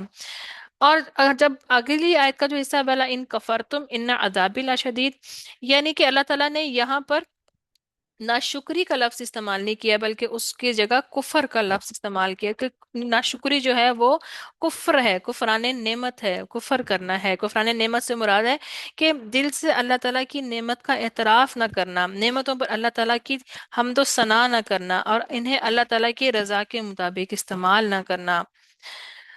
چھوٹی سی مثالیں لے لیتے ہیں، ہمارے گھر میں گاڑیاں ہوتی ہیں، کمپیوٹر ہیں، موبائل ہیں، ٹیلی ویژن ہیں، یہ جتنی بھی، اگر یہ ان کو ہم دیکھا جائے ڈیجیٹل نعمتیں، یہ جتنی بھی چیزیں ہیں، ہم ان کو کس جگہ پر استعمال کر رہے ہیں، ہم ان کو کن مقاصد کے لیے استعمال کر رہے ہیں۔ اگر ہم ان کو نیک مقاصد کے لیے استعمال کریں تو وہ چیزیں ہمارے لیے جو ہے ثواب اور کمانے کا ذریعہ بن جاتی ہیں، لیکن اگر ہم ان چیزوں کو اللہ تعالیٰ نے جتنی بھی یہ نعمتیں دی ہوئی ہیں، اتنے اتنے مہنگے فون، اتنے اتنے مہنگی گاڑیاں، اگر ان کو غلط مقاصد کے لیے استعمال کیا جائے گا تو وہ دیکھیں کہ وہ چیزیں جو ہیں پھر کیا ہے کہ وہ اس گاڑی میں بیٹھنا، استعمال کرنا، اس کا پیٹرول، اس کا یہاں تک کہ اس کا دھواں، وہ راستہ، وہ ٹائم، وہ سارے کا سارا جو ہے پھر برائی میں شمار ہوگا، اور اگر اس کو صحیح جگہ پہ استعمال کیا جائے تو وہ نعمتوں میں شمار ہو جائے گا۔ نعمت کا اثر جو ہے انسان کے دل سے مٹ جاتا ہے جب انسان کو فران نعمت کرتا ہے۔ بعض اوقات نعمت کسی کے لیے مصیبت بنا دی جاتی ہے، اور نعمت والے پر نعمت ہی کی وجہ سے مصیبتیں آ جاتی ہیں۔ پھر کیا ہے کہ کفران نعمت کی وجہ سے دنیا میں عذاب آ جاتا ہے، کفران نعمت کی وجہ سے آخرت میں بھی عذاب ملتا ہے۔ کفران نعمت زوال نعمت کا سبب بنتا ہے، اور انسان پر اس کی کیا اس کے اثرات مرتب ہوتے ہیں کہ کفران نعمت کی وجہ سے انسان تکبر کرتا ہے، اور تکبر وہ چیز ہے کہ جو ذرے برابر بھی ہوگی تو انسان جنت میں نہیں جا سکتا۔ کفران نعمت کی وجہ سے انسان سرکشی کرتا ہے، کفران نعمت کی وجہ سے انسان فساد پھیلاتا ہے۔ وہ ایسا شخص جو ہوتا ہے اس کا کہیں بھی جانا آنا اٹھنا بیٹھنا وہ ایک فساد کا ذریعہ بنتا جاتا ہے، اور لوگ پھر ایسے لوگوں سے، ایسے محفلوں سے اور ایسے پرسنالٹیز سے اجتناب کرتے ہیں کہ اس شخص کے پاس جب بھی بیٹھو تو اس نے فساد کرنا ہے، اس نے کوئی غلط بات کر دینی ہے، اس نے کوئی ہمارے بارے میں غلط بات سنا دینی ہے۔ کفران نعمت کی وجہ سے انسان عیش و عشرت کرتا ہے، کفران نعمت کی وجہ سے انسان رشتہ داروں اور محروم طبقات کے حقوق پورے نہیں کرتا، اور بلکہ الٹا ان کا مذاق اڑاتا ہے۔ یہاں تک بھی دیکھا ہوگا، اور آپ نے بھی سنا ہوگا کہ بعض لوگ جو لوگ ڈسیبل ہوتے ہیں، کوئی بلائنڈ ہے یا کسی کی کوئی ٹانگ کا کوئی ایشو ہے، تو لوگ ان کا بھی مذاق اڑاتے ہیں کہ وہ ان چیزوں کو یہ نہیں دیتے کہ اللہ تعالیٰ نے ان کو عافیت میں رکھا اس تکلیف سے جس میں وہ شخص مبتلا ہے، اور بجائے اس کے کہ اس کے لیے آسانی پیدا کریں، وہ اس کا الٹا مذاق اڑانا شروع کر دیتے ہیں۔ تو कुफरान नेमत की वजह से दूसरों की नफरत का निशाना भी बनता है ऐसा शख्स। कुफरान नेमत की वजह से इंसान अल्लाह ताला की दी हुई दौलत का अच्छा इस्तेमाल नहीं करता, यानी कितनी उसको नेमतें मिली हों, कितना कुछ मिला हो, लेकिन वो उसका इस्तेमाल ही अच्छा नहीं कर रहा। और हम ये जानते हैं ना कि जो 5 सवाल जो इब्ने आदम से पूछे जाएंगे, जबकि कि हर बंदे से पूछे जाएंगे, और उसके पाँव जो होंगे वो उस वक्त तक हिल नहीं सकेंगे। उनमें से 2 सवाल ये होंगे कि अल्लाह ताला ने जो माल दिया था वो किस तरह कमाया, और फिर उसको खर्च कहाँ पर किया। ये दोनों सवाल पूछे जाएंगे कि एक तो कमाने का सोर्स क्या था, और फिर जब वो माल आ गया तो उसको खर्च कहाँ पर किया। तो जब अल्लाह ताला ने अगर ऐसे शख्स को कोई दौलत दी है, तो वो जब उसका इस्तेमाल भी अच्छा नहीं कर रहा, तो वो उसके गुनाहों में मजीद इजाफे का बायस बन रहा है। और फिर क्या है कि कुफरान नेमत की वजह से बाहमी ताउन का माहौल भी पैदा नहीं होता है। और ईमान वाले जो होते हैं उनके दिल आपस में जुड़े होते हैं, वो नेकियों के ऊपर एक दूसरे के साथ मिलकर काम कर रहे होते हैं। लेकिन जो लोग जिनको जो शुक्र नहीं करते, वो खुद भी अपने दिल में भी उनके बेचैनी होती है, और वो दूसरों के साथ भी जो है उनके मामलात ऐसे ही होते हैं। कुफरान नेमत की वजह से इंसानों के अंदर बुखल, हिर्स जैसे रवैये पैदा होते हैं। ऐसा इंसान लाजमी तौर के ऊपर वो अल्लाह की नेमत को ही नहीं पहचान रहा, तो फिर वो कंजूसी वाला ही मामला करेगा, और उसके दिल के अंदर लालच पैदा होगी। कुफरान नेमत की वजह से इंसान का माल बेहयाई और बुराई के कामों के लिए इस्तेमाल होता है। अल्लाह ताला हमें इस चीज से बचा के रखे। सैयदना अबू हुरैरा रज़ी अल्लाह ने बयान किया, अल्लाह ताला ने नबी सल्लल्लाहु अलैहि वसल्लम से सुना, आप सल्लल्लाहु अलैहि वसल्लम ने फरमाया कि बनी इसराइल में 3 शख्स थे, एक कोढ़ी, दूसरा अंधा और तीसरा गंजा। अल्लाह ताला ने चाहा कि इनका इम्तिहान ले, चुनाचे अल्लाह ताला ने इनके पास एक फरिश्ता भेजा। फरिश्ता पहले कोढ़ी के पास आया। कोढ़ी जो थी वो एक स्किन डिजीज, जो पहले जमाने में ला इलाज होती थी, लेप्रेसी जिसे कहते हैं, ऐसे शख्स को शहर से दूर कर दिया जाता था क्योंकि ये छूत पिए। तो उसके पास आया, इससे पूछा कि तुम्हें सबसे ज्यादा क्या चीज पसंद है। इसने जवाब दिया, अच्छा रंग, अच्छी जिल्द, क्योंकि लोग मुझसे परहेज करते हैं। तो बयान किया कि फरिश्ते ने इस पर अपना हाथ फेरा तो उसकी बीमारी दूर हो गई, और इसका रंग भी खूबसूरत हो गया, जिल्द भी अच्छी हो गई, यानी कि उसको जिस चीज में उसकी कमी थी उसकी वो कमी पूरी हो गई। फरिश्ते ने कहा, किस तरह का माल तुम ज्यादा पसंद करोगे। इसने कहा ऊंट, या इसने गाय कही। इसहाक बिन अब्दुल्ला को इसके सिलसिले में शक था कि कोड़ी और गंजे दोनों में से एक ने ऊंट की ख्वाहिश की थी और दूसरे ने गाय की। चुनाचे इसे हामला ऊँटी ऊँटनी दी गई और कहा गया, अल्लाह ताला तुम्हें इसमें बरकत देगा। फिर फरिश्ता गंजे के पास आया, इससे पूछा, तुम्हें क्या चीज पसंद है। इसने कहा, उम्दा बाल, मौजूदा यानी और मौजूदा ऐब जो मेरा खत्म हो जाए, क्योंकि लोग इस वजह से मुझसे परहेज करते हैं। बयान किया, फरिश्ते ने इसके सर पर हाथ फेरा और इसका ऐब जाता रहा, और इसके बजाय उम्दा बाल आ गए। फरिश्ते ने कहा, किस तरह का माल पसंद करोगे। इसने कहा, गाय। बयान किया, फरिश्ते ने इसे हामिला गाय दे दी और कहा, अल्लाह ताला तुम्हें इसमें बरकत देगा। फिर अंधे के पास फरिश्ता आया और कहा, तुम्हें क्या चीज पसंद है। इसने कहा, अल्लाह ताला मुझे आंखों की रोशनी दे ताकि मैं लोगों को देख सकूं। बयान किया, फरिश्ते ने हाथ फेरा, अल्लाह ताला ने इसकी बेनाई वापस दे दी। फिर पूछा, तुम्हें किस तरह का माल पसंद है। इसने कहा, बकरियां। फरिश्ते ने इसे हामला बकरी दे दी। फिर तीनों जानवरों के बच्चे पैदा हुए, यहाँ तक कि कोड़ी के ऊंटों से इसकी वादी भर गई, गंजे की गाय बैल से इसकी वादी भर गई, और अंधे की बकरियों से इसकी वादी भर गई। फिर दोबारा फरिश्ता अपनी पहली शक्ल में कोड़ी के पास आया और कहा कि मैं एक निहायत मस्कीन फकीर आदमी हूँ, सफर का तमाम सामान और असबाब खत्म हो चुका है, और अल्लाह ताला के सिवा और किसी से हाजित पूरी होने की उम्मीद नहीं। लेकिन मैं तुमसे इसकी जात का वास्ता देकर, जिसने तुम्हें अच्छा रंग, अच्छी जिल्द और माल अता किया, एक ऊंट का सवाल करता हूँ जिससे सफर को पूरा कर सकूं। इसने फरिश्ते से कहा, मेरे जिम्मे और बहुत से हकूक हैं। फरिश्ते ने कहा, गालिबन मैं तुम्हें पहचानता हूँ। क्या तुम्हें कोढ़ की बीमारी नहीं थी जिसकी वजह से लोग तुमसे घिन खाते थे। तुम एक फकीर और कल्लाश थे, फिर तुम्हें अल्लाह ताला ने ये चीजें अता की। इसने कहा, ये सारी दौलत तो मेरे बाप दादा से चली आ रही है। फरिश्ते ने कहा, अगर तुम झूठे हो तो अल्लाह ताला तुम्हें तुम्हारी पहली हालत में लौटा दे। फिर फरिश्ता गंजे के पास आया और अपनी इसी पहली सूरत में आया और इससे भी वही दरख्वास्त की, और इसने भी कोड़ी वाला जवाब दिया। फरिश्ते ने कहा, अगर तुम झूठे हो तो अल्लाह ताला तुम्हें अपनी पहली हालत में लौटा दे। इसके बाद फरिश्ता अंधे के पास अपनी पहली सी सूरत में आया और कहा, मैं एक मिस्कीन आदमी हूँ, सफर के तमाम सामान खत्म हो चुके, سوائے اللہ تعالیٰ کے کسی سے حاجت پوری ہونے کی توقع نہیں۔ میں تم سے اس ذات کا واسطہ دے کر جس نے تمہیں ہماری بینائی واپس دے دی ایک بکری مانگتا ہوں جس سے اپنے سفر کی ضروریات پوری کر سکوں۔ انتے نے جواب دیا کہ واقعی میں اندھا تھا، اللہ تعالیٰ نے مجھے اپنے فضل سے بینائی عطا فرمائی، اور واقعی میں فقیر و محتاج تھا، اور اللہ تعالیٰ نے مجھے مالدار بنایا۔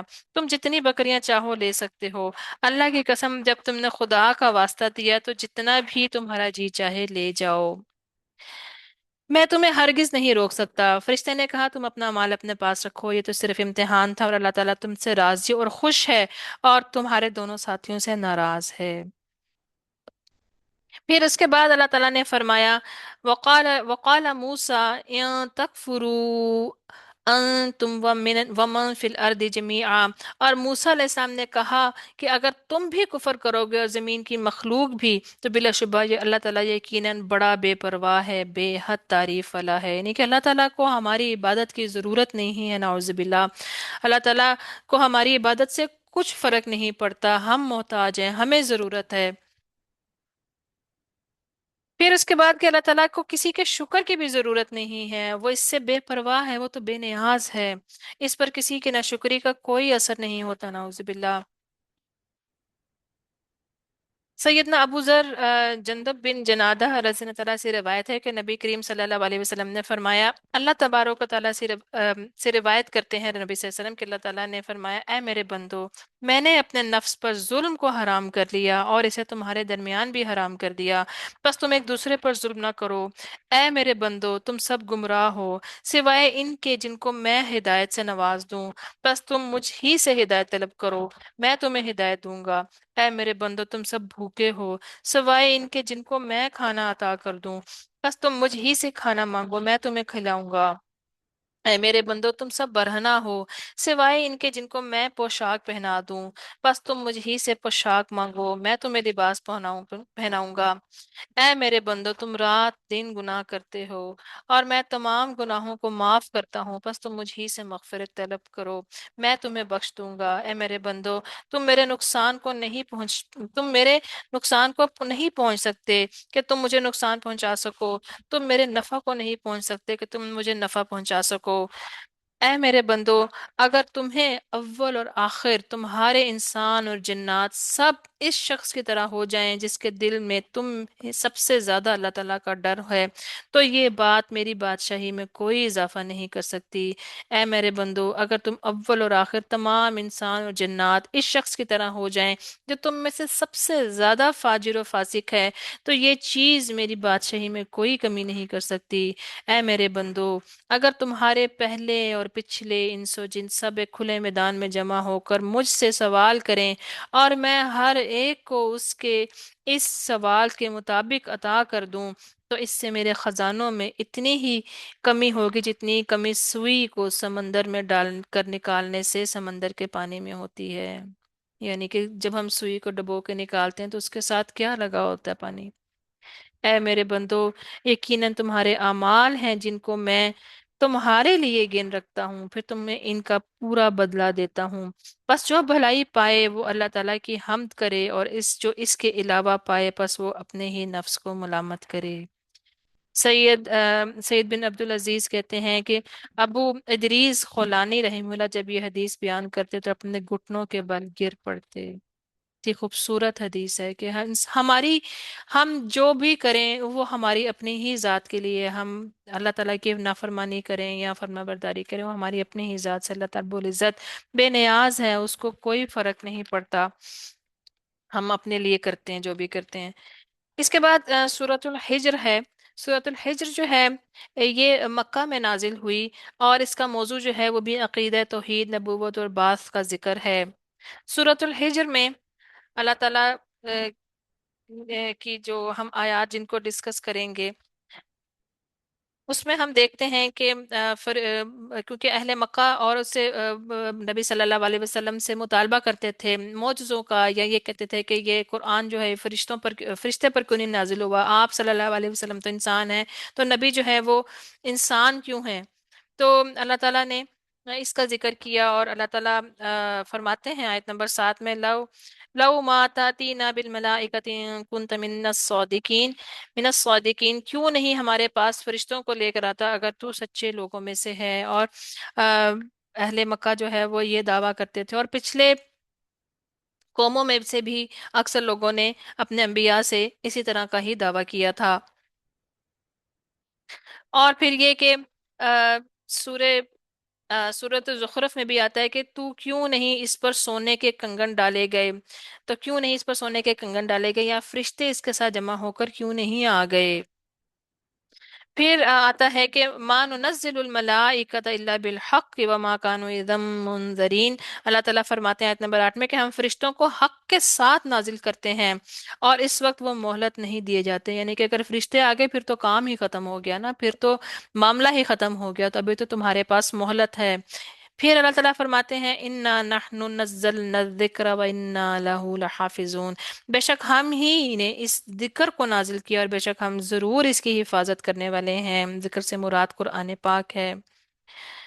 अल्लाह ताला इस आयत से रसूल सल्लल्लाहु अलैहि वसल्लम की हिफाजत भी साबित होती है, क्योंकि वो इस कलाम को पहुंचाने के लिए मबूस किए गए थे, और अल्लाह ताला का कलाम है, इसने इसे अपने रसूल पर उतारा सल्लल्लाहु अलैहि वसल्लम। किताबुल्लाह का महफूज होना इस चीज से साबित है, और इस बात का कतई सबूत है कि ये अल्लाह की किताब है, और इसका महफूज होना ये साबित करता है कि यही कतई मेयार है। इसलिए इस किताब से ही जिंदगी के लिए नसीहत हासिल की जा सकती है। और आज तक हम देख रहे हैं 1400 साल हो गए हैं, और सिर्फ ये नहीं कि मुसलमान बल्कि नॉन मुस्लिम्स जो हैं वो भी इस चीज़ की गवाही देते हैं कि इसमें इसके एक हर्फ में भी तब्दीली नहीं हुई। बहुत सारे लोगों ने बहुत कोशिशें की, लेकिन वो सारी कोशिशें जो है अल्लाह के हुक्म से नाकाम हुई, क्योंकि कुरान सिर्फ किताबों में नहीं बल्कि सीनों में भी महफूज है। फिर उसके बाद आता है सैयदना अब्दुल्ला बिन अब्बास रज़ी अल्लाह ने कुरान करीम की ये आयत पढ़ी, इन्ना कफ़ैना कल मुस्तहज़िईन, यकीनन हम तुम्हारी तरफ से मजाक उड़ाने वालों के लिए काफ़ी हैं। और फरमाया नबी सल्लल्लाहु अलैहि वसल्लम का मजाक उड़ाने वाले ये लोग थे वलीद बिन मुगीरा, असवद बिन अब्द यगूस ज़हरी, अबू ज़र मासवद बिन मुतलिब और कुछ और लोग भी। तो सैयदना जिब्रील अलैहिस्सलाम के रसूलुल्लाह सल्लल्लाहु अलैहि वसल्लम के पास आए तो अल्लाह के नबी सल्लल्लाहु अलैहि वसल्लम ने मजाक उड़ाने वालों की शिकायत की जिब्रील अलैहिस्सलाम से। जिब्रील अलैहिस्सलाम ने अल्लाह के रसूल के सामने वलीद को कर दिया और इसकी बगल में एक रग की तरफ इशारा किया। अल्लाह के रसूल सल्लल्लाहु अलैहि वसल्लम ने जिब्रील अलैहिस्सलाम से पूछा, आपने वलीद के साथ क्या किया। ये वलीद जो था, वलीद बिन मुगीरा, ये खालिद बिन वलीद का बाप था, इसके 12 बेटे थे, और ये बहुत ज्यादा मुतकब्बिर और अपने आप को बहुत समझता था। तो जिब्रील अलैहिस्सलाम ने कहा मैंने इसे सजा दे दी। इसके बाद जिब्रील अलैहिस्सलाम ने अस्वद को अल्लाह ताला के रसूल के सामने कर दिया और इसकी आंख की तरफ इशारा किया। अल्लाह के रसूल ने इसके बारे में भी जिब्रील अलैहिस्सलाम से पूछा, आपने इसका इसका क्या किया। तो जिब्रील अलैहिस्सलाम ने कहा मैंने इससे इंतकाम ले लिया। फिर जिब्रील अलैहिस्सलाम ने अबू जर को अल्लाह के रसूल के सामने किया और इसके सर की तरफ इशारा किया। अल्लाह के रसूल ने जिब्रील अलैहिस्सलाम से कहा आपने इसका क्या बंदोबस्त किया। जिब्रील अलैहिस्सलाम ने कहा मैंने इससे भी बदला ले लिया। इसके बाद जिब्रील ने हारिस को अल्लाह के रसूल के सामने किया, इसके सर या पेट की तरफ इशारा किया और कहा मैंने इससे भी इंतकाम ले लिया। और इस तरह आस का गुजर हुआ तो जिब्रील अलैहिस्सलाम ने इसके पाँव के तलवे की जानिब इशारा किया और कहा मैंने इसको भी दबोच लिया। वलीद को सजा इस तरह मिली कि खज़ा कबीले का एक शख्स जो अपने तीरों को तरतीब दे रहा था, इसके पास से वलीद का गुजर हुआ तो एक तीर इसकी बगल के नीचे रग पर जा लगा और इसने उसकी रग को काट दिया। असवद जो था वो अंधा हो गया, और असवद बिन यगूस से इंतकाम इस तरह लिया गया कि इसके सर में जख्म हो गया और जिसकी वजह से वो मर गया। हारिस से इंतकाम इस तरह लिया गया कि जर्द पानी ने हारिस को घेर लिया और इसके पेट में दाखिल हो गया, और सूरत हाल ये होगी कि इसका पखाना इसके मुंह से निकलने लगा, अस्तगफिरुल्लाह, और वो इस बीमारी से मर गया। आस को सजा इस तरह मिली कि इसके सर में इस तरह का फोड़ा निकला जिस तरह का एक कांटेदार पौधा हिजाज के रेगिस्तान में उगता है, और वह फोड़ा इसके सारे सर में फैल गया, जिसको हम ट्यूमर भी कह सकते हैं, और वो इससे मर गया। आस के बारे में रिवायत आती है कि वो गधे पर सवार होकर ताइफ की तरफ निकला। गधा कूदा और इसने इसको कांटों पर गिरा दिया। कांटा इसके पांव के तलवे में पेवस्त हो गया और वो इसी से मर गया। उसका यानी कि उसका जहर जो था वो फैल गया। अल्लाह ताला हम सबको बचा के रखे और अल्लाह ताला अपने नबी की इताअत में हम सबको रखे। आमीन आमीन। फिर अल्लाह ताला फरमाते हैं कज़ालिका नस्लुकु फी कुलूबिल मुजरिमीन। इसी तरह हम इसको मुजरिमों के दिलों में दाखिल कर देते हैं। यानी हमने झुटलाने वालों को इनके दिलों में दाखिल कर दिया, इसलिए वो आप सल्लल्लाहु अलैहि वसल्लम पर और इस जिक्र पर ईमान नहीं लाएंगे जो आप सल्लल्लाहु अलैहि वसल्लम पर नाजिल किया गया। हमने इनको ये सजा दी जब इनके दिल कुफ्र और तकजीब में पिछले लोगों के मुशाबा हो गए और अपने रसूलों और पैगंबरों के साथ इस्तेहजा, तमस्खर और अदम ईमान के बारे में भी इनका मामला मुशाबह हो गया। यानी वो लोग जिनका वस्फ जो बुखल और बहुतान तराजी था, हमने इनको इस बिना पर सजा दी। ला युमिनुन बिही वक़द खलत सुन्नतुल अव्वलिन, वो इस पर ईमान नहीं लाएंगे, बिलाशुबा पहले लोगों का यही तरीका गुजर चुका। वो इस पर ईमान नहीं लाएंगे। वजह असल क्या है? हसद है, बुग़्ज़ है। इन लोगों की इन अल्लाह ताला के रसूलों की दावत चीज ही ऐसी है कि नाफरमानी में डूबे हुए मुजरिमीन इसको बर्दाश्त नहीं कर सकते, आराम से बर्दाश्त नहीं कर सकते। इन इन ये चीज इनको तीरों निश्तर की तरह चुभती है और वो इसको उगलने के लिए जोर लगाते हैं। वलो फतहना अलैहिम बाबम मिनस समाए फज़ल्लू फीही यारुजून। और अगर हम इन पर आसमान का कोई दरवाजा खोल दें बस वो इसमें चढ़ने वाले हो जाएं, यानी कि कोई मोजजा अगर इनके ऊपर ले आए और वो इसको अपनी आंखों से देख लें।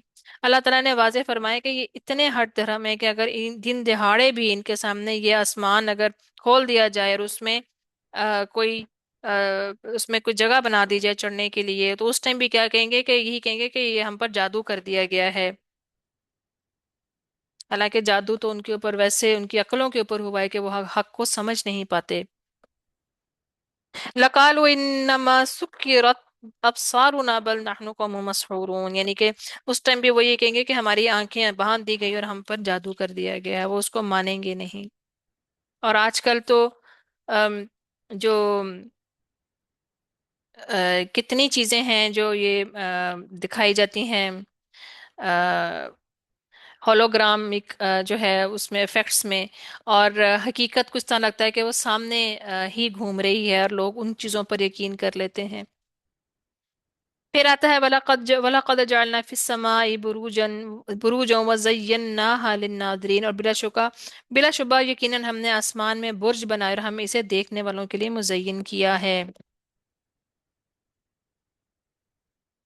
बुर्ज से मुराद चांद और सूरज और सात मुतहरिक सियारे और आसमान के जितने भी ऑब्जेक्ट्स हैं वो हैं। ये बुर्ज वो नहीं है जो कि जो ये एस्ट्रोलॉजिस्ट होते हैं जो उन्होंने बुरूज बनाए होते हैं और उसके जरिए वो मुस्तकबिल के हाल बताते हैं, ये वो बुरूज नहीं है। फिर अल्लाह ताला फरमाते हैं वहाफिज ना मिन कुल्ली शैतान रजिम, हमने हर शैतान मरदूद से इसकी हिफाजत की है। रब्बुल इज़्ज़त ने फरमाया कि हमने वज़य्यना समा दुनिया बिमसाबिहा, कि हमने आसमान दुनिया को चरागों से जीनत किया और महफूज कर दिया, और ये अंदाज़ा है सब गालिब सब कुछ जानने वाले का।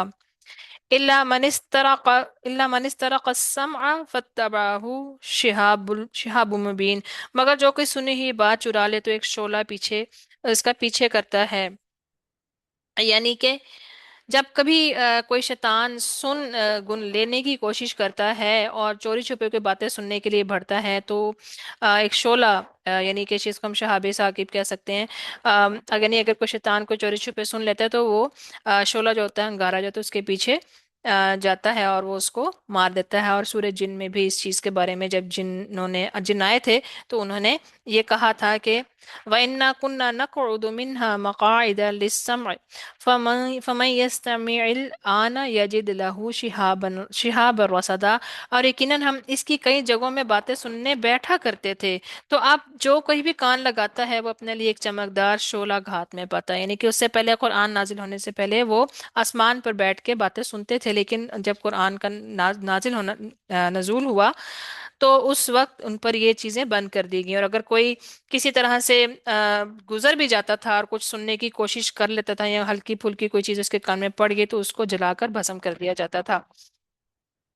سیدنا ابو ہریرہ رضی اللہ عنہ نے بیان کیا کہ رسول اللہ صلی اللہ علیہ وسلم نے فرمایا، اللہ تعالیٰ جب آسمان پر کسی بات کا فیصلہ کرتا ہے تو فرشتے اللہ کے فیصلے کو سن کر جھکتے ہوئے عاجزی کرتے ہیں، اور اپنے بازو یعنی پر جو ہیں وہ بھی پھڑپڑاتے ہیں۔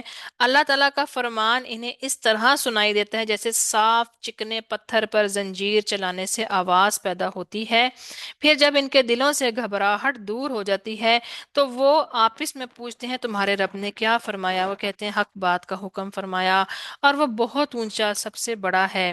پھر ان کی یہی گفتگو چوری چھپے سننے والے شیطان سن کر بھاگتے ہیں۔ شیطان آسمان کے نیچے نیچے اور اوپر ہوتے ہیں۔ سفیان نے اس موقع پر ہتھیلی کو موڑ کر انگلیاں الگ کر کے شیاطین کے جمع ہونے کی کیفیت بتائی کہ اس طرح شیاطین ایک دوسرے کے اوپر ایک رہتے ہیں۔ پھر وہ شیاطین کوئی کلمہ سن لیتے ہیں اور اپنے نیچے والے کو بتاتے ہیں، اس طرح وہ کلمہ ساحر یا کاہن تک پہنچتا ہے۔ کبھی تو ایسا ہوتا ہے کہ اس سے پہلے کہ وہ کلمہ اپنے سے نیچے والے کو بتائیں، آگ کا گولا انہیں آ دبوچتا ہے۔ کبھی ایسا ہوتا ہے کہ جب وہ بتا لیتے ہیں تو آگ کا انگارہ ان پر پڑتا ہے۔ اس کے بعد کاہن اس میں سے 100 جھوٹ ملا کر لوگوں سے بیان کرتا ہے۔ ایک بات جب اس کاہن کی صحیح ہو جاتی ہے تو ان کے ماننے والوں کی طرف کہا جاتا ہے کہ کیا اس طرح ہم سے فلاں دن کاہن نے نہیں کہا تھا؟ اسی طرح کلمہ کی وجہ سے جو آسمان پر شیاطین نے سنا تھا، کاہن اور ساحروں کی باتوں کو لوگ سچا جاننے لگتے ہیں۔ دوسری جگہ قرآن مجید میں اس کی جگہ شہاب ثاقب کا لفظ بھی استعمال ہوا، یعنی طریقی کو چھپا چھیدنے والا شعلہ۔ پھر ہم دیکھتے ہیں سورۃ النمل، سورۃ النحل۔ سورۃ النحل جو ہے یہ مکی سورت ہے، اور سورۃ النحل جو ہے اس میں اللہ تعالیٰ بسم اللہ الرحمن الرحیم، اللہ تعالیٰ کا ارشاد ہے، اتا امر اللہ فلا تستعجلوا سبحانہ وتعالی عما یشرکون۔ اللہ تعالیٰ کا حکم آ گیا سو تم اس کو جلدی طلب نہ کرو، وہ پاک ہے اور بے حد بلند ہے ان سے جن کو وہ شریک بناتے ہیں۔ مطلب قیامت کے بارے میں کیوں اس کو جلدی مانگتے ہو، عذاب کو کیوں جلدی مانگتے ہو؟ ينزل الملائكة بالروح من أمره على من يشاء من عباده أن انذروا انه لا الہ الا انا فاتقون۔ وہ فرشتوں کو اپنے حکم سے وحی کے ساتھ اتارتا ہے اور اپنے بندوں میں سے جس پر چاہتا ہے خبردار کر دو کہ میرے سوا معبود نہیں سو مجھ ہی سے ڈرو۔ ہم دیکھتے ہیں آیت نمبر 26، قد مکر الذین من قبلهم فأت اللہ بنیانهم من القواعد فخر علیہم السقف من فوقهم وآتاهم العذاب من حيث لا يشعرون۔ یقیناً ان لوگوں نے خفیہ تدبیریں کی جو ان سے پہلے تھے، تو اللہ تعالیٰ بنیادوں سے ان کی عمارت کو آیا، پس ان کے اوپر سے چھتیں ان پر گر پڑیں، ایسے رخ سے ان پر عذاب آیا جہاں وہ سوچتے بھی نہیں تھے۔ یعنی کفار سے پہلے نمرود اور فرعون جیسے جابر بادشاہوں نے بھی ابراہیم علیہ السلام، موسیٰ علیہ السلام کے خلاف چالیں چلیں۔ نمرود نے ابراہیم علیہ السلام کو آگ میں بھی ڈال دیا، فرعون نے موسیٰ علیہ السلام کو قتل کرنے کی سازش کی۔ یعنی پہلے لوگوں نے بھی تکبر سے، رسولوں کی پیروی سے اور اللہ کے راستے سے روکنے سے کے لیے چالیں چلیں۔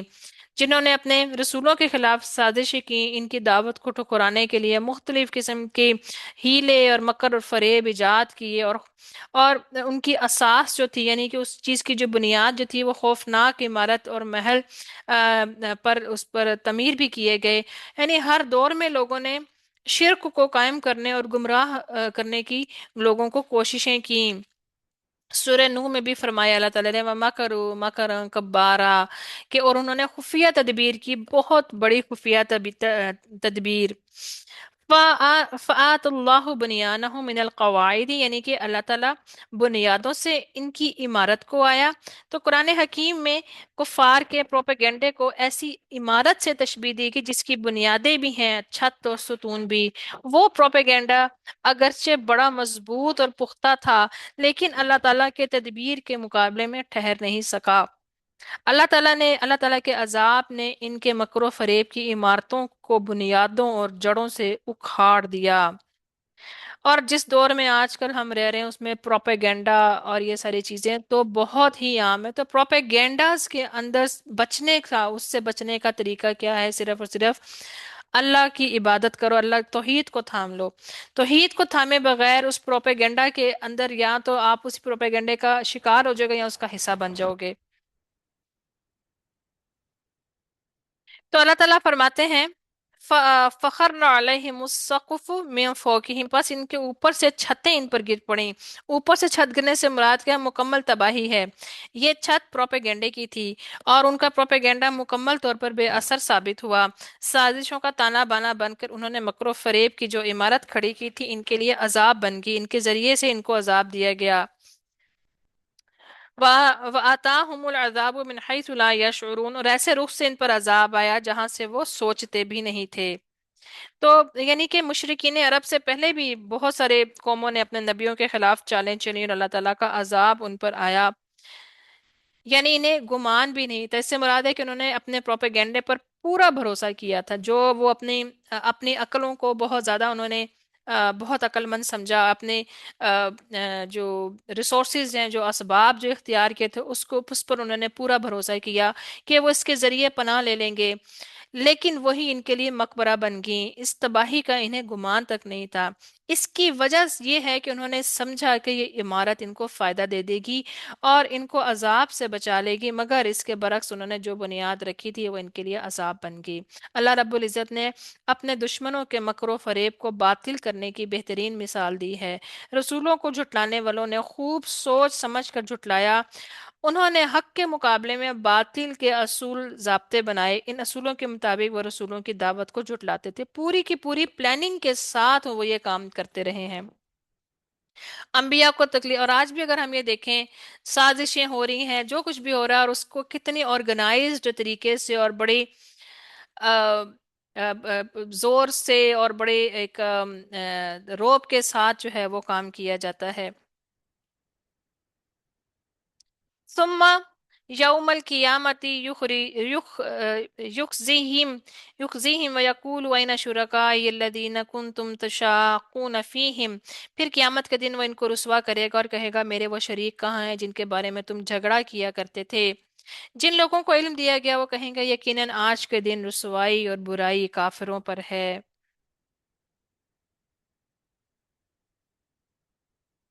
सैयदना इब्ने उमर रज़ी अल्लाह से रिवायत है, रसूलुल्लाह सल्लल्लाहु अलैहि वसल्लम ने फरमाया, जब अल्लाह ताला सब अगले पिछले लोगों को क़ियामत के दिन जमा फरमाएगा तो हर अहद शिकन के लिए झंडा बुलंद किया जाएगा और उससे कहा जाएगा ये फलां बिन फलां की अहद शिकनी है।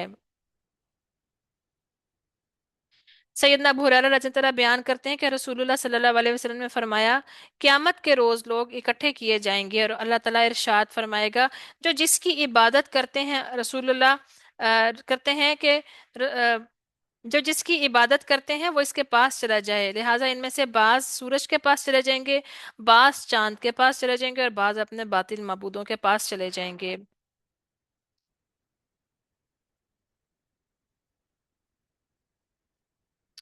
फिर हम देखते हैं अगली आयत में, अल्लदीना ततवफ़ाहुमुल मलाइकतु ज़ालिमी अनफुसिहिम फल्कौ फल्कवुस्सलामा मा कुन्ना नअमलु मिन सू, या जिनको फरिश्ते इस हाल में वफात करते हैं कि अपनी जानों पर जुल्म करने वाले होते हैं तो वो फर्मा बरदारी पेश करते हैं, हम तो कोई बुरा काम नहीं करते थे, क्योंकि क्यों नहीं, अल्लाह ताला यकीनन खूब जानने वाला है जो कुछ भी तुम अमल करते हो।